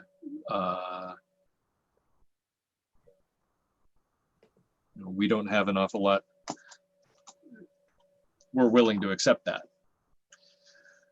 And I would, part of the reason why I'd sort of like to push that for tonight is to get the ball rolling, because we've dealt with this for a while and we have a professional opinion that, and I tend to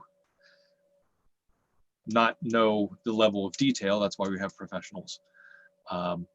But this needs to go before the ZBA. You know, the applicant needs to put in for it. It needs to get on the schedule. It needs to be heard. It needs to be decided. And I would not want to delay that an awful lot longer. But I'm certainly willing to be swayed another way if someone is willing to do so. Again, it's not my decision.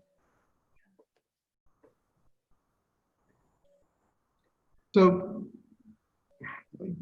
I think you better go over the whole thing again. I hate to force you to do that, but I'm still struggling with understanding this. Do you want me to go at least Roman numeral section by Roman numeral section? No, I would rather have the 3-sentence summary. Yeah. If possible. Okay. I've been trying to figure that out myself. So the question that was raised, as we've discussed, we have the wetlands overlay that requires a 20-foot buffer around wetlands. We have the conservation overlay that has identified 3 large chunks of backland in Northwood that, according to that overlay, are worthy of protecting. And it has several use restrictions. And then the wetland overlay has a section at the very end when it's talking about setbacks that mentions that when these two overlays overlap, the required buffer around the wetland increases from the normal 20 feet to 100 feet.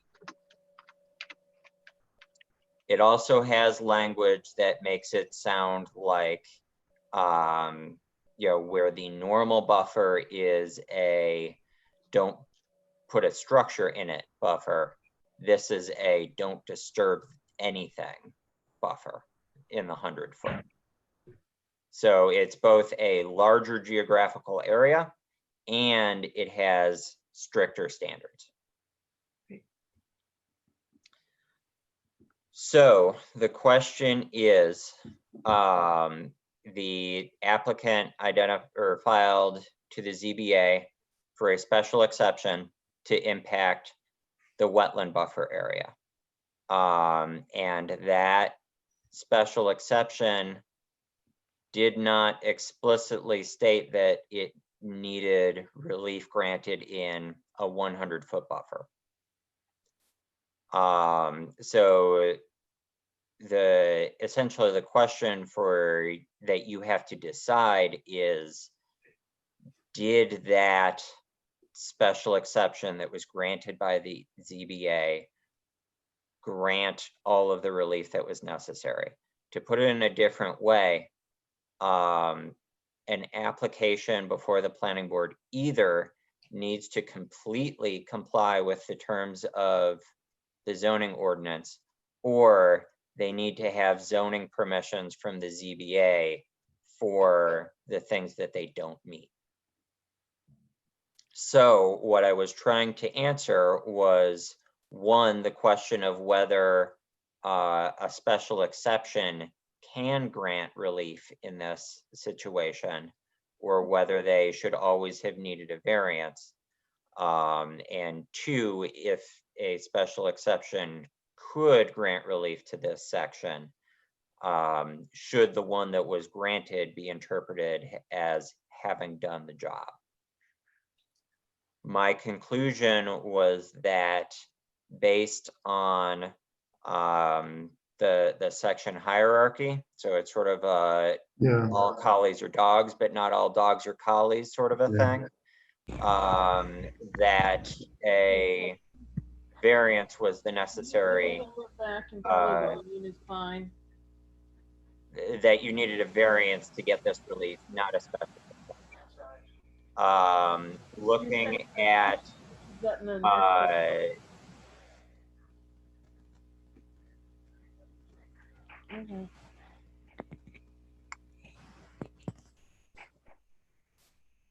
so I think you know, one of the other things that I sort of talked about was trying to figure out basically whether the applicant had at some point explicitly said to us, I want you to tell me everything that I need to grant relief to be able to do what I want. And I am not aware of a request like that, in which case it essentially the implication there is that if the proper relief wasn't granted, that would have been our fault if they had said, tell me everything I need, and we left something out.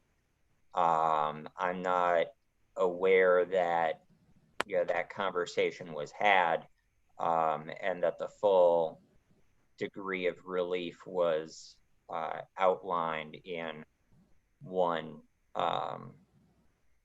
you know, one letter or one memo saying, here's the checklist of everything that you need.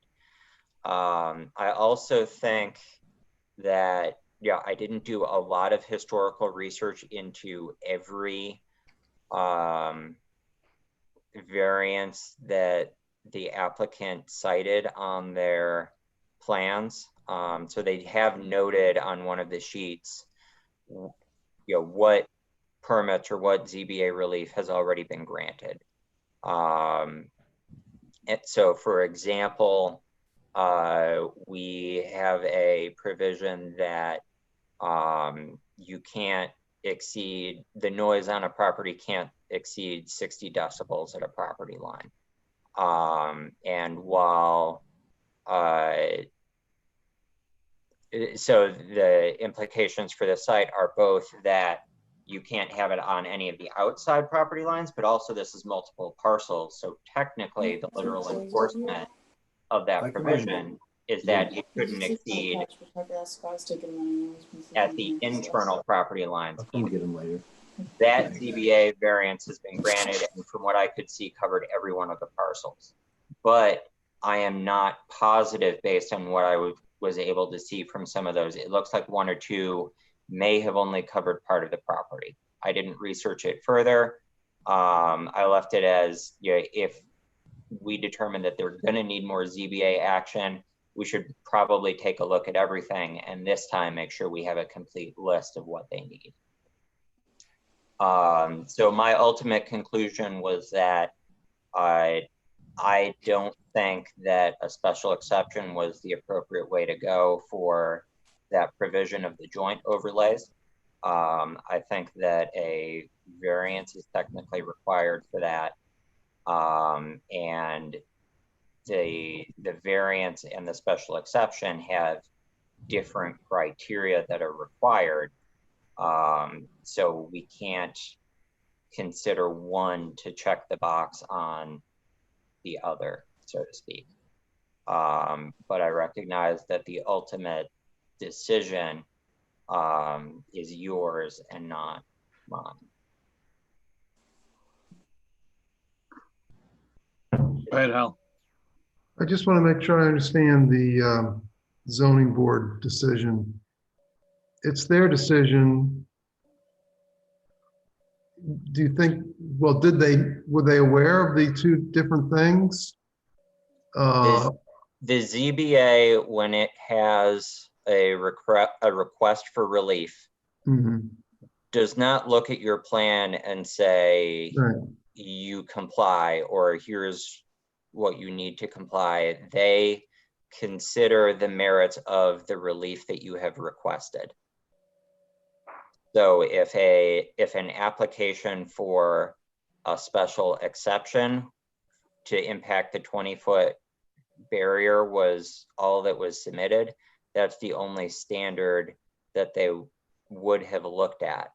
To my knowledge, although I was not directly involved, they did not discuss the overlap with the 100-foot additional buffer due to the overlap with the conservation overlay. If I can comment at this point, please.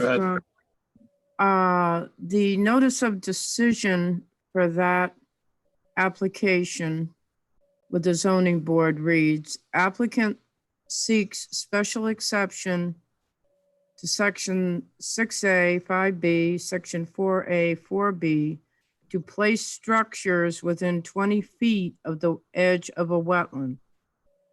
It does not specifically, and it was not discussed, 100 feet at the time. The other thing that I think makes a clear distinction between a special exception and a variance is that it must say in the zoning ordinance, a special exception is allowed, and then give criteria for that. Under the 100 feet, it's just a section within the zoning ordinance, which requires a variance. It does not list it as a potential section that has special exception criteria within it.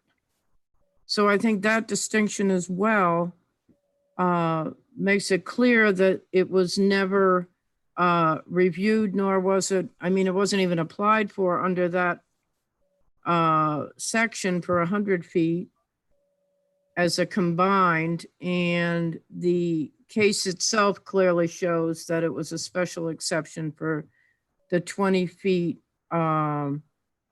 for the structures that were being placed, such as guardrails, paving, et cetera. Okay.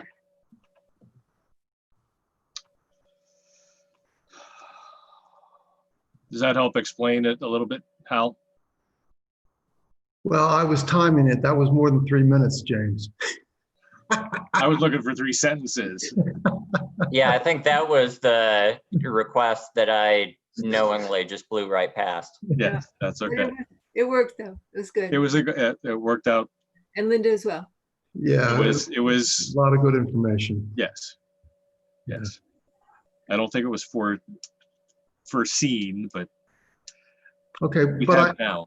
I'd like to just touch on what Linda said and make sure we understand that, because that could be Go ahead. an important point. And that is, Linda, I just want to make sure I understand. And I think, James, you might have touched on that or alluded to I it. did.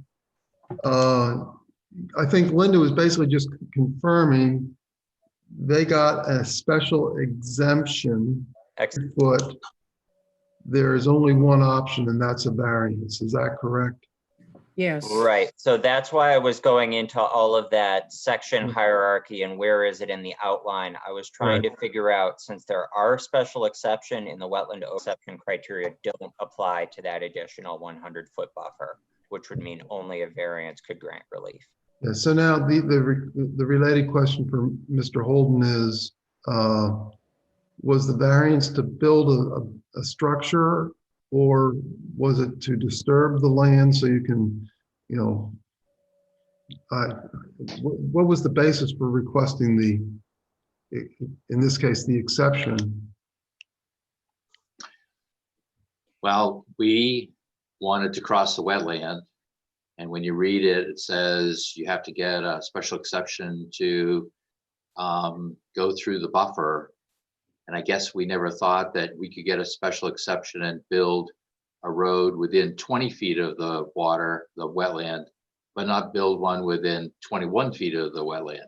It just seemed kind of, when you think about it that way, you're okay that we can build in the wet and within 20 feet of the wet, but we can't build within 21 feet of the wet all the way out to 100 feet of the wet. I mean, if we gotta, I guess if we gotta go back and get a variance, we'll go do that. Just seems like it's sort of a, we're just checking the boxes off here, but if that's what we need to do, that's what we'll do. I think I'm of the belief that I would rather not proceed with the chance of essentially making a mistake by not having you get a variance, and Sure. then having problems later on. Yeah. It's also something that this has brought this problem to our attention, and we are, it's something in the code. It's that you got caught in. That's the way I understand Sure. it. Yeah. Yeah. And we're now working to address it.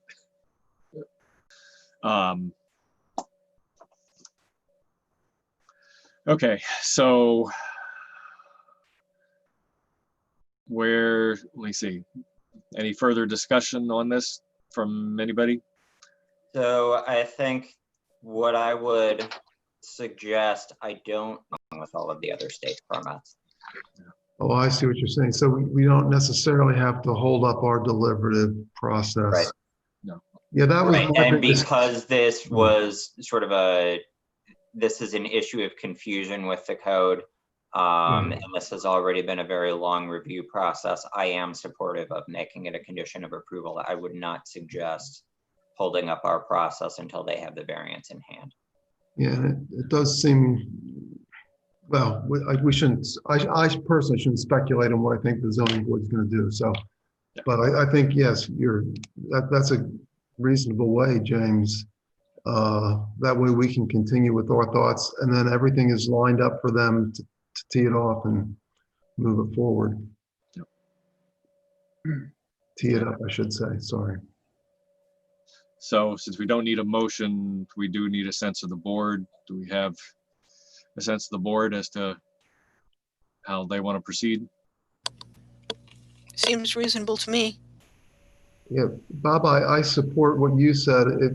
If we don't do it, anybody that feels that they don't like this project would just have an immediate avenue to appeal or address it and stuff, and just doesn't make sense to leave that stone unturned. I respect the planning staff has said it's needed, and the Conservation Commission highlighted the issue. Sounds good to me. Okay. So it sounds like we'll need to work that in as a condition. Okay. I would like to take at least a 5-minute break. Good idea, Bob. Thank you. I was hoping you'd say that. Are Wasn't sure. we, I think we're, have we addressed everything we're going to address for the case for tonight? The only reason I ask is that if I'm good. we're going to come back from recess and then decide that we're done, Right. Yeah, Oh, that's a might good not point. want to stick Good around. point, Yep. good point. I'm okay leaving off tonight with what we've done. I think we worked through the 5 points, 155E, and dealt with 4 of them, 5 that we made progress on. We've worked with the conservation and wetlands zoning. I would call that success for tonight for a very complicated application. Yeah, there's some difficult concepts Yeah. there. Well, I mean, it's difficult concepts. We're dealing with future aspects. We're dealing with code issues or zoning issues of our own. Let's call it lack of foresight, if you want to consider it that. I don't mean to pick on anyone in specific in any of my predecessors, but I certainly couldn't have foreseen Yeah. that the conservation would overlay zone would come into conflict with Yeah. the wetlands, but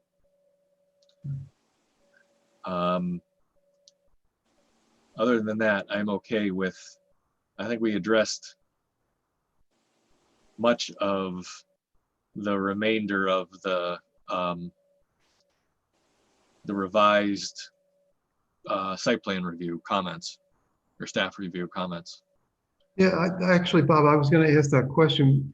Is there really anything besides coming back and talking about the hydrological survey question? Is there really anything else that we would need to discuss? Or is it at that point, once we make a decision on that, can we outline what would or wouldn't happen with this project? I think that once you have that letter back, you'll know whether or not you're seeking any additional information. And as I said earlier tonight, I think you've now made a tentative decision on the zoning that we will work into final conditions of approval. So that will officially be recorded as part of the final decision. If there's no additional information that you need, and if that letter comes back and says, no, I don't recommend one, or here are the things that I recommend you consider, and you decide you don't need a full hydrogeological study, then I believe that we are ready for the board to deliberate and render a decision. So for that meeting, if you like, I can come with more formal conditions of approval if you'd like to start considering those more closely. I personally would, but before we get to that step, I would just ask of Bob, could we just, while we have Winnie Young here yet, just go down through the letter from the Conservation Commission just once more and make sure we've touched on all their points? Okay. Again, I'm pulling up the June 29th, 2020. Yeah, I brought it up too, but Yeah, okay. and I personally think we have, but I I think we just have. like a second set of eyes, or just, because we don't want to have to exercise them again. Yeah. No, not at all. Not at all. That's Yeah, a I good think- idea. Go ahead, Linda. I'm going to mention something just to put it out there. I understand James' position on suggesting adding the zoning boards, seeking zoning board approval of the variance. However, if that is just something to think about, there's nothing to stop the applicant from going forward to apply for that before then. No, But that's if you, correct. Yes. whoa, hear me out. Go ahead. If they wait and the planning board is done and it ends up that through the discussion at the zoning board level, the applicant decides to change their plan in any way, then they would have to come back and start the planning board process over. I'm just suggesting that it may be a reasonable approach to also consider before a final decision is made for that variance to be considered Hmm. so that they don't have to come back and renotice and start the process with the planning board. Couldn't it just be Just an a amendment thought. to the plan? It could be an amendment to the plan if needed. It wouldn't have to start over. Well, we'd Well, still they'd have to come renotice. back. Right, I agree. Yeah. But we wouldn't have to go through the whole thing again. Oh, when I So I say, think, right, they'd have to come back. yeah, I think that's something that I'm willing to defer to the applicant for their preference on. And we don't need an answer tonight. They can No, consider it the just- pros and cons. But, my goal in putting it as a condition of approval is to be accommodating. And if they'd prefer to have some certainty and they would prefer not to be accommodated that way, I think we can be flexible with that. Good I insight, agree. Linda. Up to the applicant as far as that goes. I'm just putting it out there as a thought because I've seen it happen before. Yeah, it's good Where- insight. A variance is needed, some minor changes, and you got to circle back, and was trying to avoid that potential. Yeah. That's a good point. You having anything opinion on that, Mr. Holden, or maybe we don't need it tonight? I think I guess what I think we should do is we should apply for the variance as soon as we can. And if we get to the next meeting and everybody is ready to approve this, I guess we would just say, we would like to have that approval, but if you could just like stand by until we get our variance, just to avoid that, because I'd hate to get this all done and have to file an application and notify Yeah. abutters and all this stuff. But I guess I'd hate to lose the momentum of, I don't want to just sit and wait and then we try and pick up the pieces and move forward. So if we could sort of get to the end and say, okay, if you get your variance, you get an approval. And if you have a variance with some changes, you're gonna have to show them to us and we'll change our approval. That kind of approach, I guess. We've been kicking this around, I don't know how long, for Yeah, a lot, Years. yeah, we need to draw to a conclusion. a good while. And I'm certainly okay to say, we're at 99.9% of the way. We can wait to get a variance before I put my signature on it, so we don't have to circle back around. But I think we can wait that long if need be. But Yeah, okay, why don't okay. we'll take that under advisement, and it'll depend on what the applicant does. I don't foresee any problem either way. Yeah, Bob, I've been looking at the letter again. I guess I'm comfortable that we've covered everything, but would Winnie be allowed to speak up if she felt we did not? Certainly, I can ask her. I think, I think you really have. I guess as I look at this, I think we're still discussing about the ordinance and the vegetation, the quote, the sentence, vegetation within this buffer shall remain in its natural state. I think you're still discussing, that goes along with some of the changes that might happen to the ordinance, I guess, because in that 100-foot setback, that's very restrictive, the idea that the vegetation in the 100-foot buffer remains in its state. Have you made a decision on that, of whether that will be? So I think since that is part of that overlay, I do want to disagree a little bit with Mr. Holden's characterization of sort of a less stringent 20-foot and then a ring around it.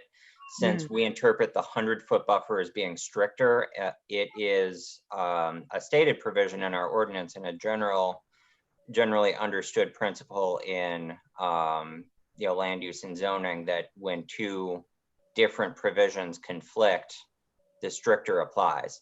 So that stricter 100-foot buffer would apply, from the edge of the wetland out.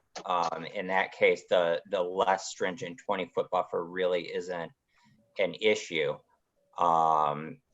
So the variance request would need to be for any impacts within that 100 feet that are disturbing that natural vegetation. Right, and that would just be in those two locations, though? Right, it would only be within the 100-foot buffer where they're proposing to impact. Right. So essentially, their variance request under those circumstances would be, all right, we're having these direct impacts to the wetlands, but we also have these other impacts to this buffer area during construction that we need to impact this. It's going to restore, it's going to go back to normal, the vegetation is going to come back, but it will be temporarily impacted. Okay. I know that on July 9th, we talked about the blasting company, and you may have already talked about this when I didn't hear it, but right underneath that, what we just talked about, the no blasting or excavation would be allowed in the 100-foot buffer setback. Was that something that, I know that they're going to work within that buffer for the road construction, but will that variance allow blasting and excavation within that 100-foot buffer to build the roads, or is that the intention of the plans that we have now do not show any blasting in that area? And Mr. Holden, correct me if I'm wrong, but I don't believe any blasting would be required for the construction of the road through a wetland in the wetland buffer. No, I don't think we have any blasting. We have filling, but we don't have any blasting in the wetland buffers, as far as I know. So. Okay. Then and there was a talk about having the blasting company. Has the board discussed the idea of that buffer, the 100-foot buffer line from the wetland setback goes through some of the outcrops, and how it's going to be partially blasted, leaving the outcrop in the 100-foot setback? I know you talked about fencing, but I didn't know, there was discussion on the 9th of July as to having the blasting company come in and explain how they're going to do that, fracturing the blasting of the rock, but still keep the 100 feet to the wetland intact. I don't remember that. My recollection of that discussion was, we said when they're blasting, they have to stay out of the 100-foot buffer, period. We had a discussion about either the company, someone from the company, or the applicant talking about some sort of blasting plan that would address that. Right. And I think Mr. Holden presented it. It's not at some point. Okay, I know we talked about. Go ahead. Yeah. What we're just not going to be in the 100-foot buffer. I mean, we're talking about, there was a suggestion about putting flagging up, and I think what we have on our plan is that we have orange construction fence. So there isn't any opportunity to go in the 100-foot buffer to do anything. So I'm not sure what the concern is. You know, we're just not going to be in the 100-foot buffer. So it's, Yeah, that was the point that I was making, was the buffer's the buffer, period. I know, And- but Yeah.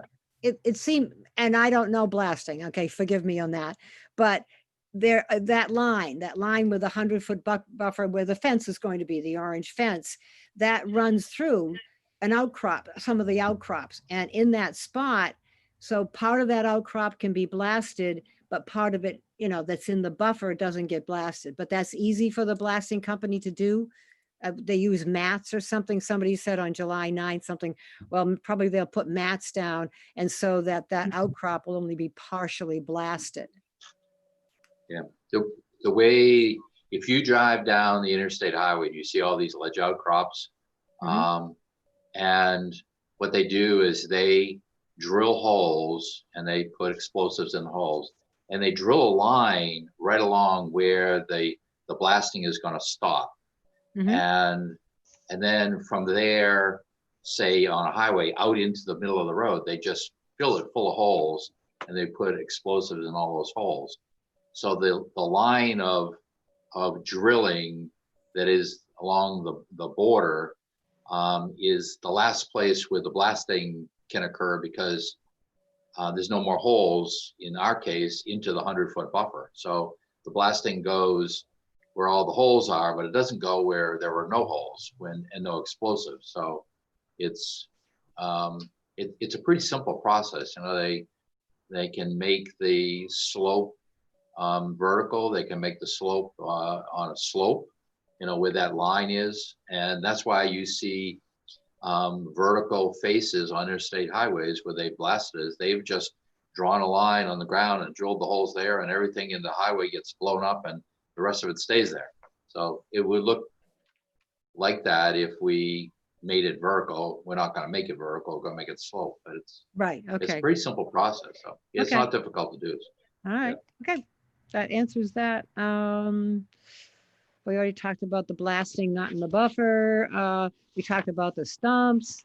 The black gum trees. I know that there's a big forested wetland there with black gum, but there's also a very small one to the east of the big one that has some significant size black gum trees. And so they've been identified, and there's a buffer around that already on the site plan. So I guess we've really addressed that. I'm just hoping, because the information was measured, but then the information went to a person at the Natural Heritage Bureau who gave looked at the DBH and the circumference and said that these were at least 300 years old. Couldn't say exactly.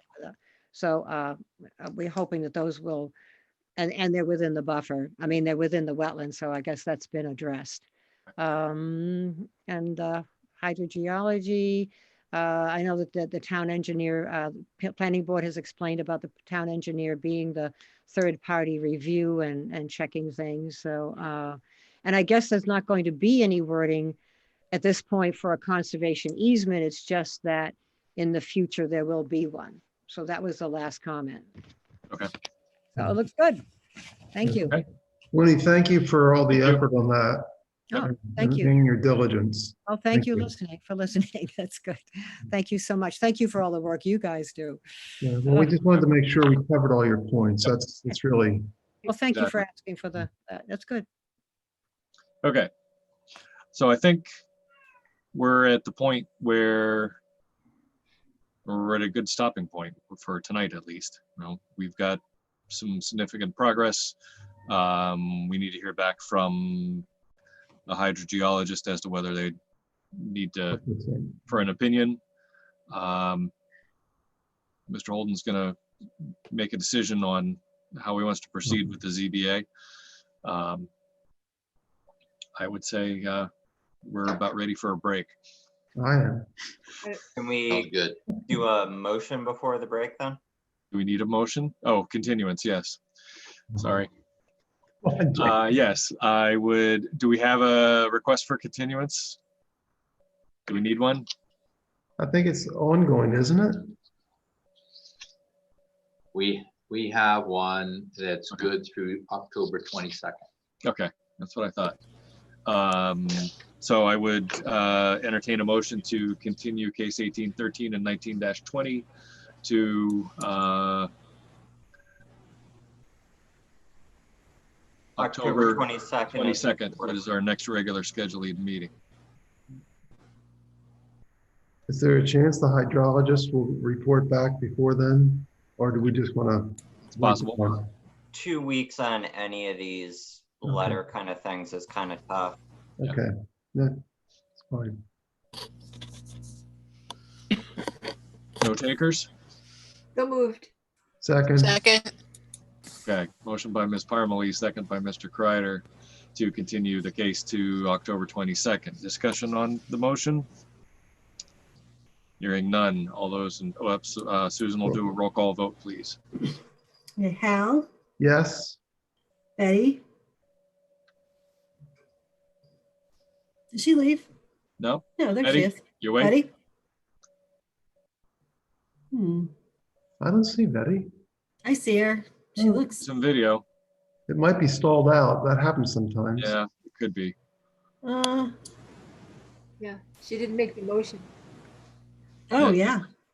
That's true. Okay, The picture froze. where was I? Victoria? Yes. Lee? yes, Betty? I think she's frozen. I think she's frozen. We still have a quorum even without her. Okay. So we just won't count her in. Guess that counts as an abstain. Yeah. Technological abstention. She didn't vote yes or no, so. There's only one other choice. I don't know. I see her moving a little bit. She's sleeping. She could see, she could use the, No, Reactions. let's not speculate. Okay. I think you need Bob. Yes, Oh, and Bob. Sorry. yes, that's okay. Thank you. I got Yes, distracted. that's what we thought. Okay. okay. Okay, so we're continued to October 22nd. We're gonna take at least a break until 29:35, or maybe a little bit longer if need be. Okay, thank you. Thank you. Good night. And again, thanks, Thanks, Winnie. Winnie. Really appreciate it. Thank you.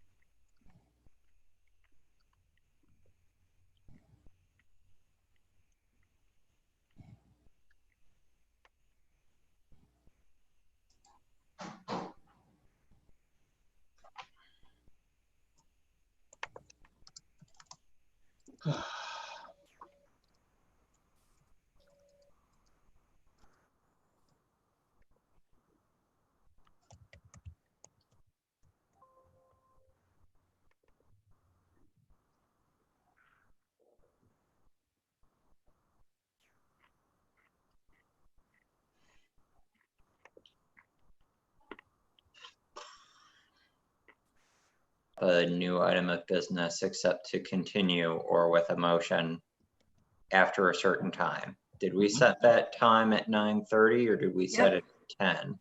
9:30. 9:30.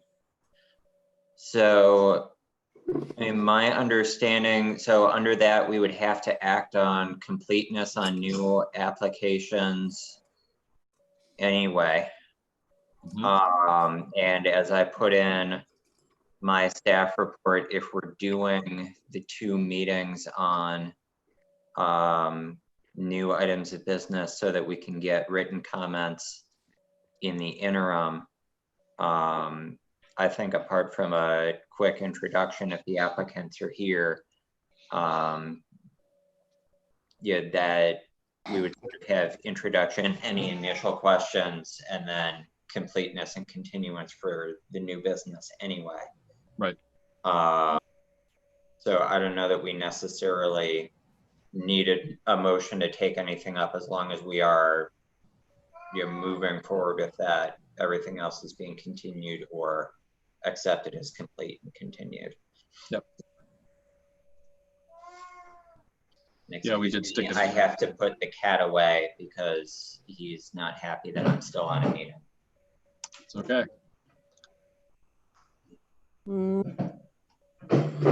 Not quite. We have some back. I'm back.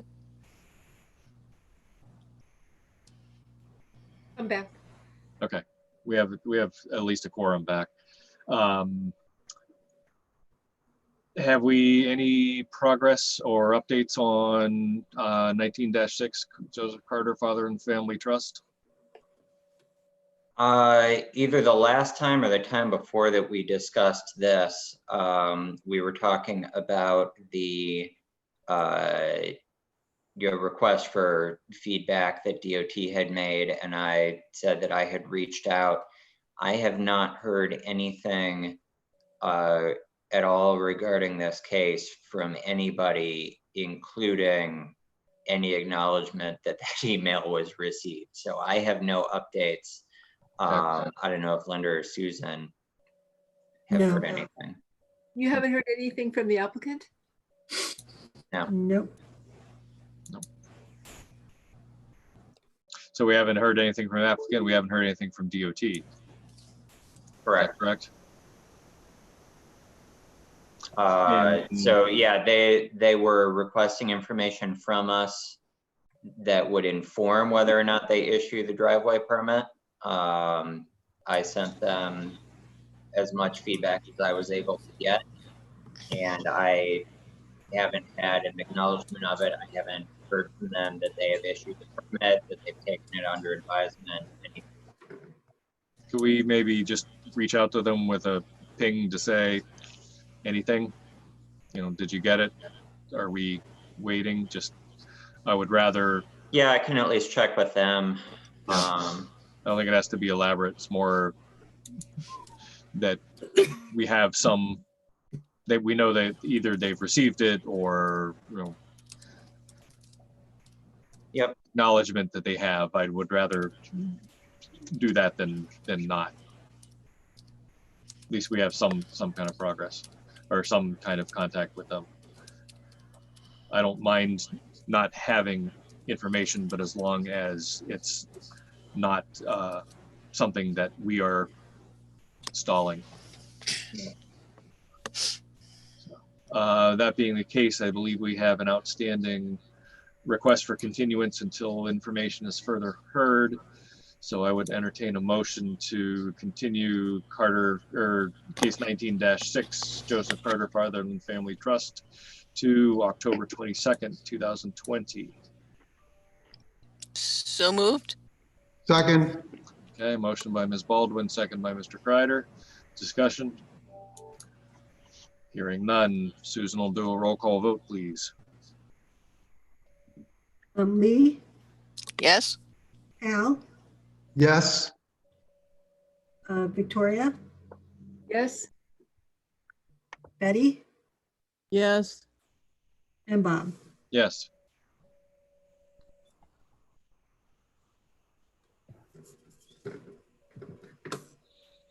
Okay. Next up is case 19-12, Michael Sullivan, Aroma Joe's. I recuse. Okay, so Ms. Baldwin has dropped off the voting designation for recusal. And voting designation is the remaining 4 members of the board present tonight. I believe we left this off that the applicant is requesting a in-meeting or in-person or open to the public meeting space. And we talked with our select board rep the last time about getting essentially setting rules for how that meeting space could be used. As I catch you with your mouth, I'll give you a couple seconds. sorry. That's okay. And I know that our interim town administrator, John Scruton, I believe, if I got it right. Yes. Was drafting those rules so that planning board could have some guidance on setting up our rules and procedures for the meetings so we can allow enough people in the space. Yeah, and board member, applicant, and members of the public. yeah, and I guess I don't want to preempt John too much because he'll give an update at the board meeting coming up on the 29th, but okay. He did meet with Ginger Dole, but more, I want to say more to the point, Bob Young. Mm-hmm. Ginger was interested in figuring out how the Budget Committee could meet at the Great Hall there. And so the three of them met today, and it looks very encouraging in terms of they've thought about some other ways to rearrange the tables and different things. And they believe they might be able to get as many as 20 people into that room and still cover all the guidelines. Still looks like we'll all have to wear masks, but it looks like we're making some progress on that front. And so if we can have 20 people, I think it's reasonable to assume that we could figure out, what would make it work for the planning board, even given that you might have the full board and the applicants and some of their, associates. So we need to see what the full select board says about this. But I believe we're making some progress on this, because up to this point, we were only talking 10 or 12, which would make it very difficult. And I think this new threshold makes it much more realistic that we can do something. I've asked John to preemptively make sure that we have the live streaming or other equipment necessary. We still will have to deal with the issue that if some folks on the board perhaps want to still participate remotely, we're going to have to learn to deal with that. If you watch the school board, they've done so, I think, reasonably well. It's not perfect. I don't know that we can mimic that, but John is reaching out to, I forget his name, Mr. It's okay. Yes, It'll come to you. Robert, Steve Robert. So we should get some feedback on that too. So long story short, I think the board might be able to act and give us some good parameters at the next meeting on the 29th. Okay. Good to know. Thank you for that update. I have a question. Sure. So I know we talked at the last meeting about possibly holding it in a larger space, and was there any further discussion on that? There was no further discussion from the select board perspective. Our focus was solely on trying to do what we can with the Great Hall. Okay. I believe, though, you were to, or the Board of Selectmen was to contact the school board about the use of their facilities for potential town meetings. Yeah. Or town use for by other. Yes, that's still on the agenda. I broached the subject with the board on that. Okay. But and I asked the fellow board members to think about what topics we would like to include when we have a joint planning board. This is the planning board, joint select board, joint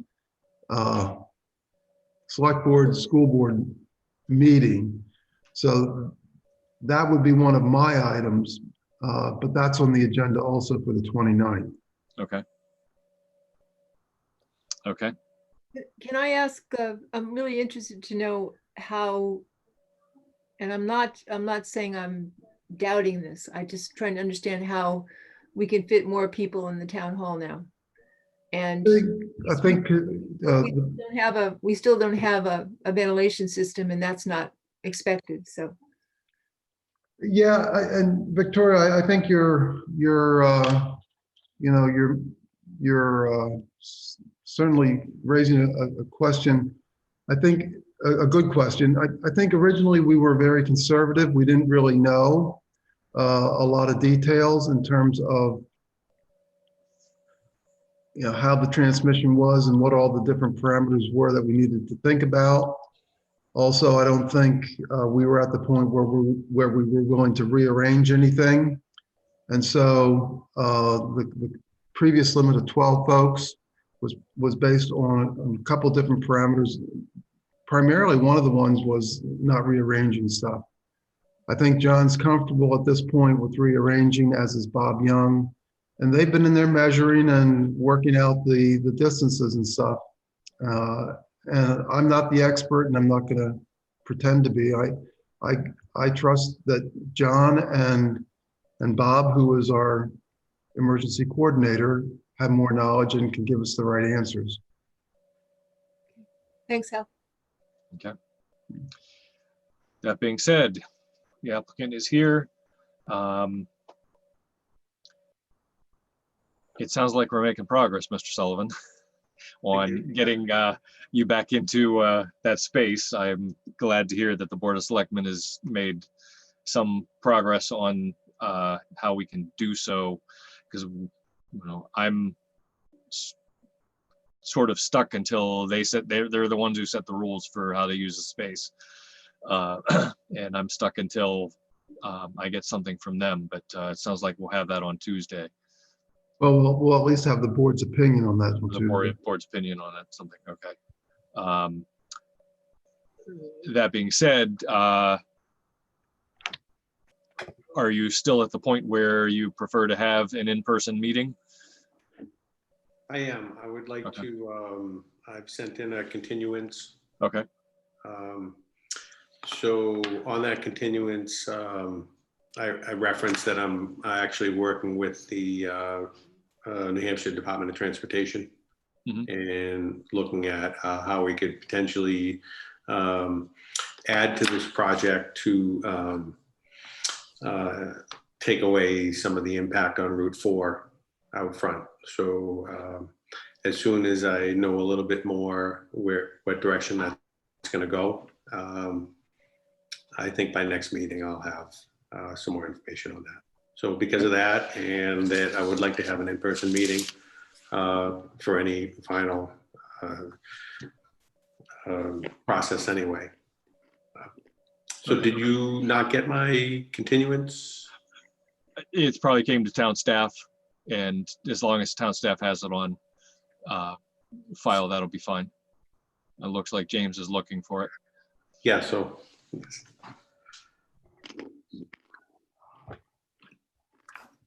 It's been received. Okay, that's fine. That's all we need. Right. So I'll read it to you if you'd like. Northwood Planning Board, please accept this request for a continuance of my case until the next meeting as determined by the board and the applicant. This continuance is requested because the applicant is currently working with a conceptual design plan at the New Hampshire DOT related to this application, and also until such time there is in-person meetings held at the Northwood Town Hall. Thank you, Michael Sullivan. Okay, that'll work too. Thank you. Okay. Okay, I'd entertain a motion from the board to continue case 19-12, Michael Sullivan, Aroma Joe's, to October 22nd, 2020. Second. I know it was a female voice who made the motion, but Betty. Betty, thank you. Motion by Ms. Betty Smith, second by Mr. Kreider. Discussion? Hearing none. Susan can do a roll call vote, please. Hal, Yes. Betty, Yes. Victoria, Yes. Lee. Oh, I'm sorry, not Lee. Bob, sorry. Yes, it's okay. Have it. Okay. Thank you. Thank you. Thank you. We'll see you on the 22nd. Bye. Okay. Okay, I'm back. Yep, you're back and I'm back. added to the voting designation. We have two new cases tonight. 20-3 will be first, Co-Brown Northwood Academy. We have a boundary line adjustment.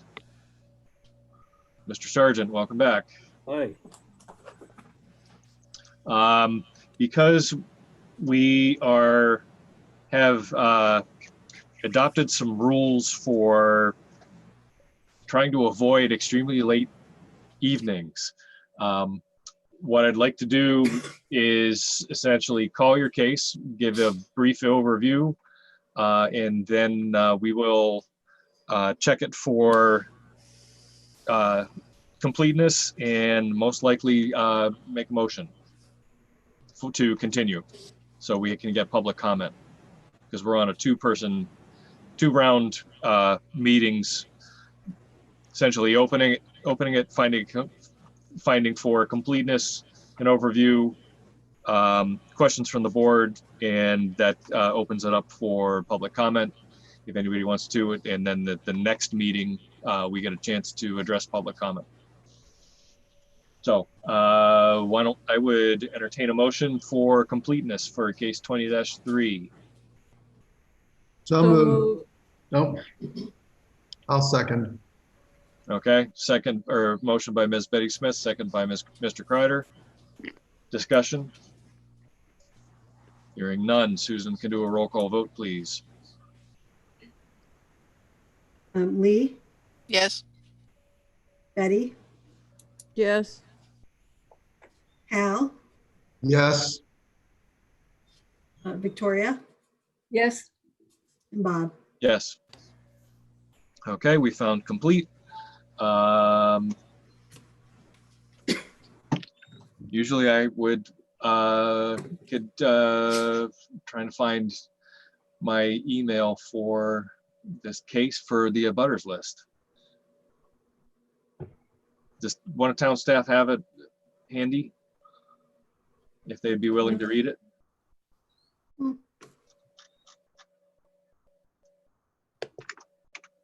While we're looking, does Mr. Sargent have Yes. anything he'd like to say about the case? Sure. And we could do that. Yeah, it's fairly simple. Mhm. This property, again, my name is Mark Sargent. I'm with the firm of Richard Bartlett and Associates. And the property that we're speaking, well, there's actually two properties that we're talking about this evening. They're both located on the First New Hampshire Turnpike. And then identified on map 217 as lots 43 and 44. Lot 43 is owned by Miss Hibbard. Has an area of 2 acres, 168.72 feet of frontage. And the lot has a single family home on it. Lot 44 is owned by Co-Brown Northwood Academy.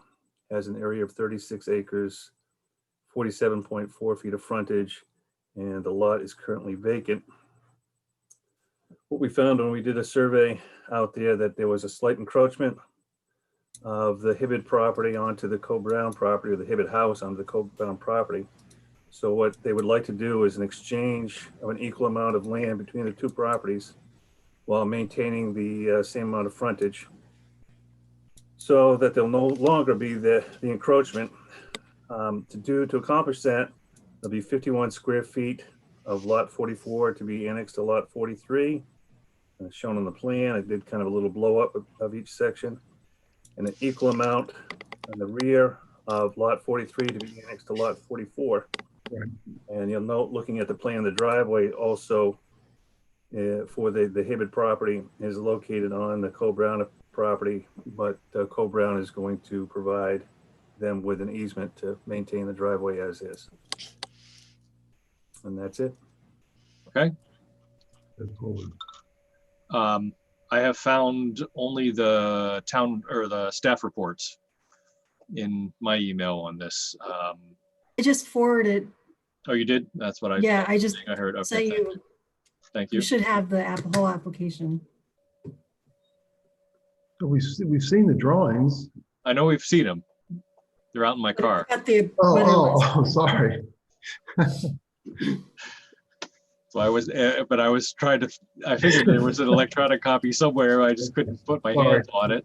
I didn't understand what was going on. list. Just forwarded you one I sent to an abutter. Okay, thank you.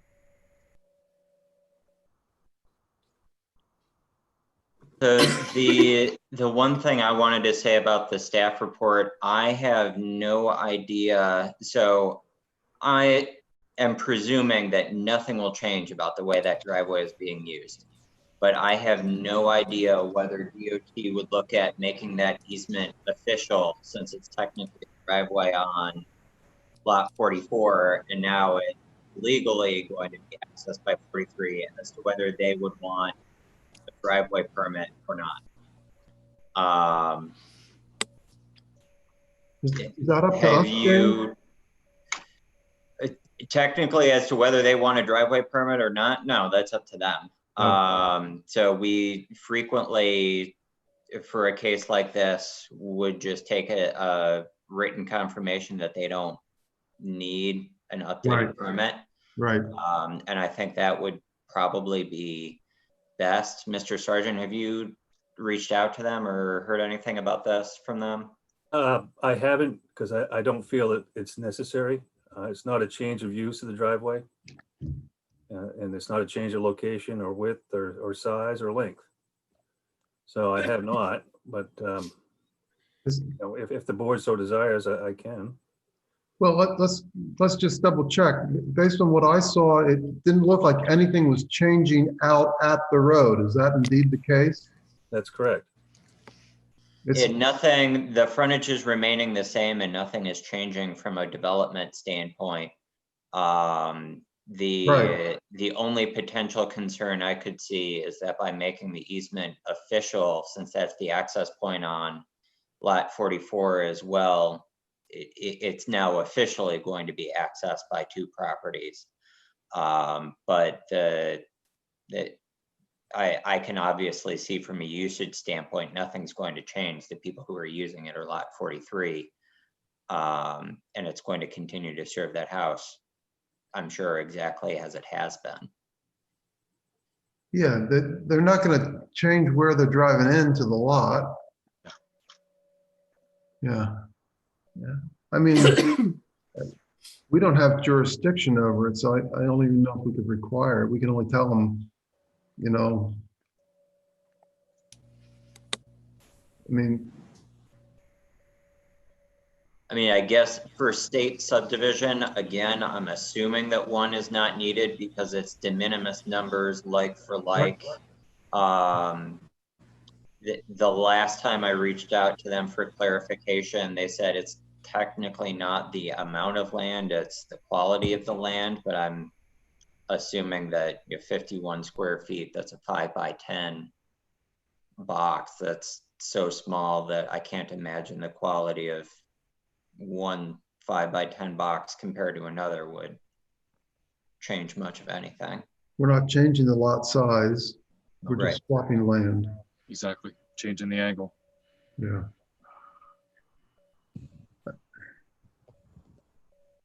I don't know that we need to do anything on that.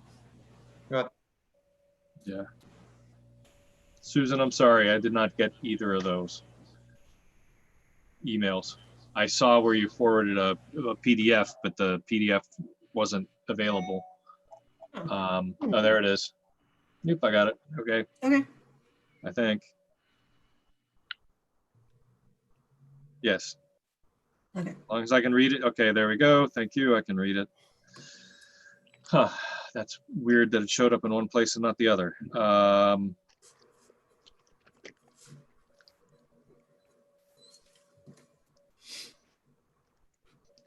Joys of technology.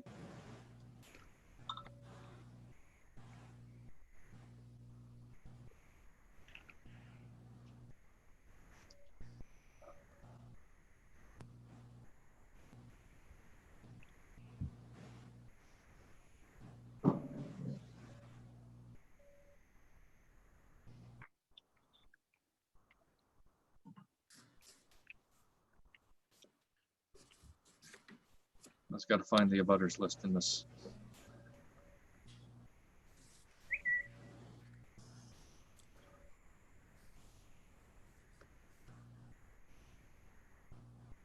Go away.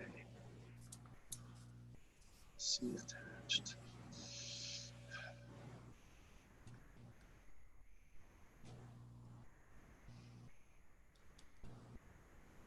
Of course, my phone picks up at a lovely time to do an update. There we are. Okay. You got it? Because I can just share the screen and you can read it. Yeah, that would be better. All right, hang on.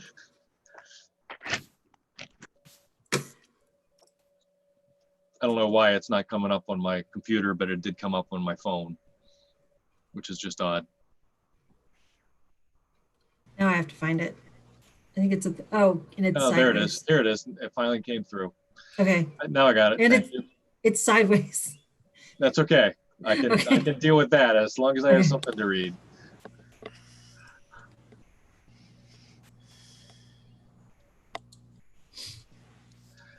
Okay. We'll read the abutters list. If you are present in the meeting, please indicate somehow. You might need to take yourself off mute and say so as I read your name, just so that I know you're present. Abutters, we have Ledgewood Realty Trust, David Dacco, trustee, Samuel Johnson Jr. Family Trust, Arlene Johnson, trustee, Taylor F. Mock Jr., Robert J. McElhaney, and Melinda McElhaney, Precor G. Hartunian, Peter S. and Thomas Johnson, and Abby Margaret Metcalf, Stephen Anthony, Jeffrey Irrevocable Trust, Julia and Michelle Jeffrey. Sandra and Robert Priolo, John Ovidek. Does not appear that any of them are present this evening at this meeting. Okay. We found complete. We read the abutters list. We've opened. We've had an introduction. We can't just close it. At this point in time, what I would do I'll read for public hearing.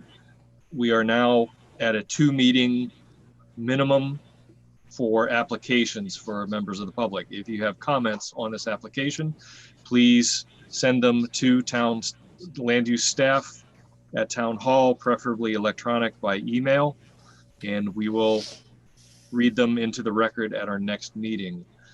At this point, I would entertain a motion of continuance to. I We would need to go to suggest the October? October 8th. Yes, October 8th. Thank you. And for clarification for the public, if we could have those by close of business on Tuesday the 6th. Yes. So that's 4 p.m. Tuesday the 6th. That would give us time to guarantee that we can forward those to the applicant and the board for consideration. Okay, thank you for that. Bob, one other thing. Yes. We did request one waiver, and that was to section 4.10B2, which is soil types and boundaries. Yep. Okay. And thank you for that clarification. We'll deal with that next time. Okay. Because we have one more case and tonight that we'll do post haste, but I'd rather get that done. So if somebody has a motion to continue the case, I would appreciate it. So moved. Second. Okay. Motion by Ms. Betty Smith, second by Mr. Kreider. Discussion. Susan will do a roll call vote, please. Victoria, Yes. Al, Yes. Betty, Yes. Lee, Yep. and Bob. Yes. Okay. We'll see you on the 8th. Thank you. Thank you. Have a good night. Okay. Let me pull up my other email.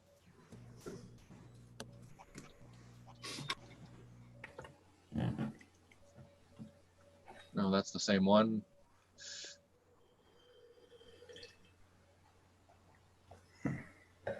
Okay, and case 20-4.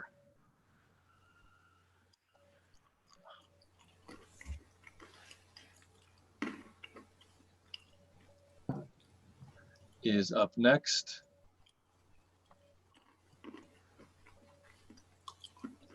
Which is Carl Woolman Revocable Trust of 1998, Winding Hill and Harmony Hill Roads. I would entertain a motion for completeness for this. So moved. Second. Okay, motion by Ms. Betty Smith, second by Mr. Kreider to find the application 20-4 complete. Discussion. Hearing none, Susan can do a roll call vote, please. Betty, Yes. Lee, Yes. Al, Yes. Victoria, Yes. and Bob. Yes. Okay. Let me pull this back up.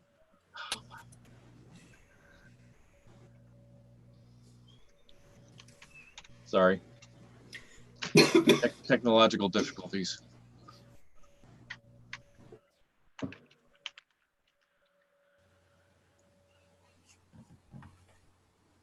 Maybe it's tired and doesn't want to play anymore. Yeah, I'm the same way. Mr. Mitchell, I believe you're here for this case, for the Wallman case. Yes, I am. Okay. Generally because it's late and the board members in their wisdom decided within about a year ago, that we would like to not take up new business after 9:30. You're scheduled. We found the application complete. As soon as I can find my copy of the butters list, which Susan might need to share her screen so I can read it. What we'd like to do is give you a couple minutes to, or less, to give us an overview, and then we'll continue the case. We're at a 2-meeting cycle because we're working online. So we'll get you going. You're on the record for tonight. This will give members of the public a chance to weigh in with their comments. And then we'll generally make a motion to continue the case planned for, at this point in time, for October 8th, when we'll have a chance to get the public comments and hear some more details and likely make a decision on this at that point in time. So why don't you give it, well, do we have an abutters list, Susan, yet?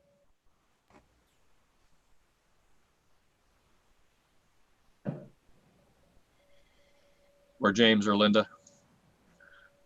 I don't. I don't either. The one I have is not valid. Actually,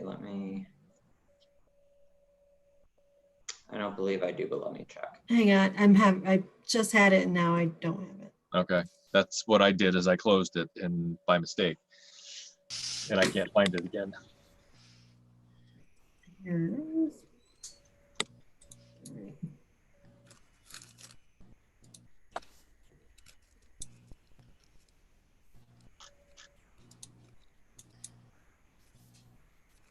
Why don't you give us, Okay.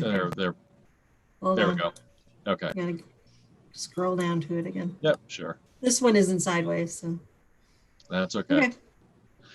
You might have to scroll for me, but that's not a problem. So I'll read the abutters list. If you are present in the meeting, please indicate somehow.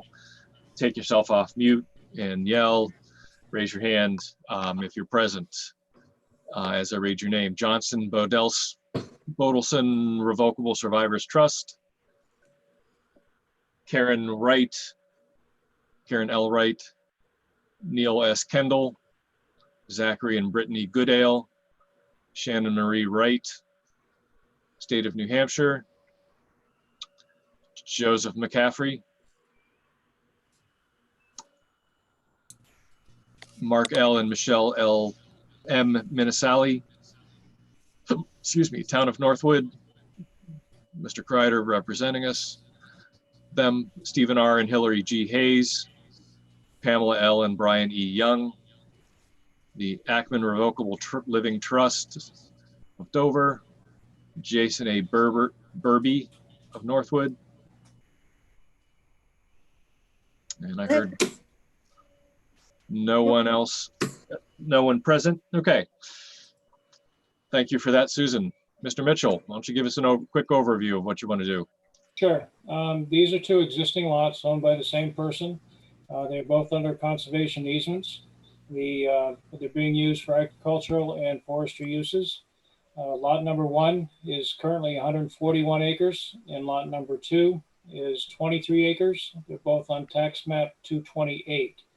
What we're proposing to do is to swap land between lots 1 and 2, so that lot 1 will go from 141 acres to 6.55 acres, and lot 2 will go from 23 acres to 157.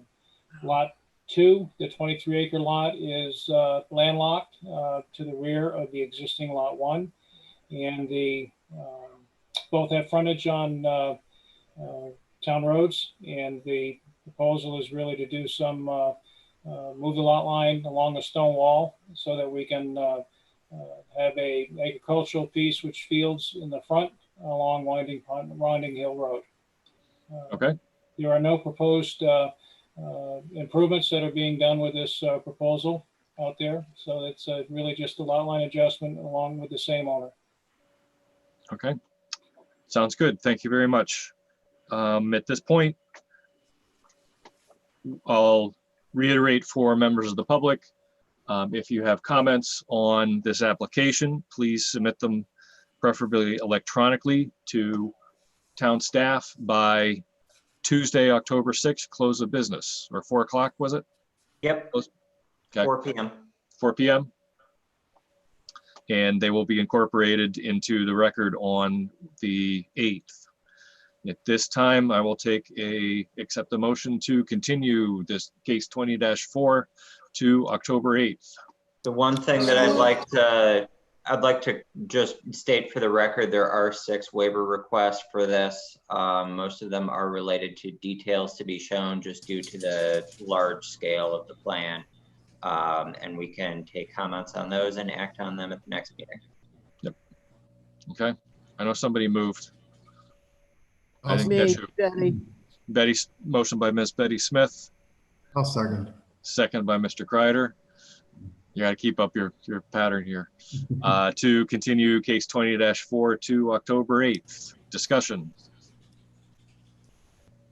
And Mr. Mitchell, you understand the process? Yes, At I this do. point? Okay, thank you. Just would like to make sure it's new for us as well. Hearing none, Susan can do a roll call vote, please. Victoria, Yes. Al, Yes, Betty, Yes. Lee, Yes. and Bob. Yes. Okay, we'll see you on the 8th. Okay, thank you. Have a good night. Sorry to make you wait so long for so little time. Okay. Other aspects that we need to address tonight. Bob, if I could just speak for a minute. Sure. I want to thank Susan for her efforts. It's been like clockwork that I've seen the stuff come out for our meetings and things like that. That's important to keeping the town running. So thank you on that. And Linda, I appreciate you speaking up on that other one where we had other considerations. I think that reflects the insight that you bring to the board. Thank you. Yep. Yes. Thank you. Agreed. Absolutely. It's nice working with experienced professionals. Yes. Yes. Makes things a lot easier. And smoother. Thank you. Yep. Anything else? I would entertain the last motion then. Motion to adjourn. Second. And I think we're gonna forego the vote of assent because hopefully nobody will say no. We can use our reactions. Pardon me? We can use our reactions, the thumbs up. Oh, yeah, well, whatever. Okay. Thank you all. Have a good night. We are adjourned at 10:19. Thanks, Bob. Thank you all. That was a tough one, Bob. That was a tough one, man. Hey. The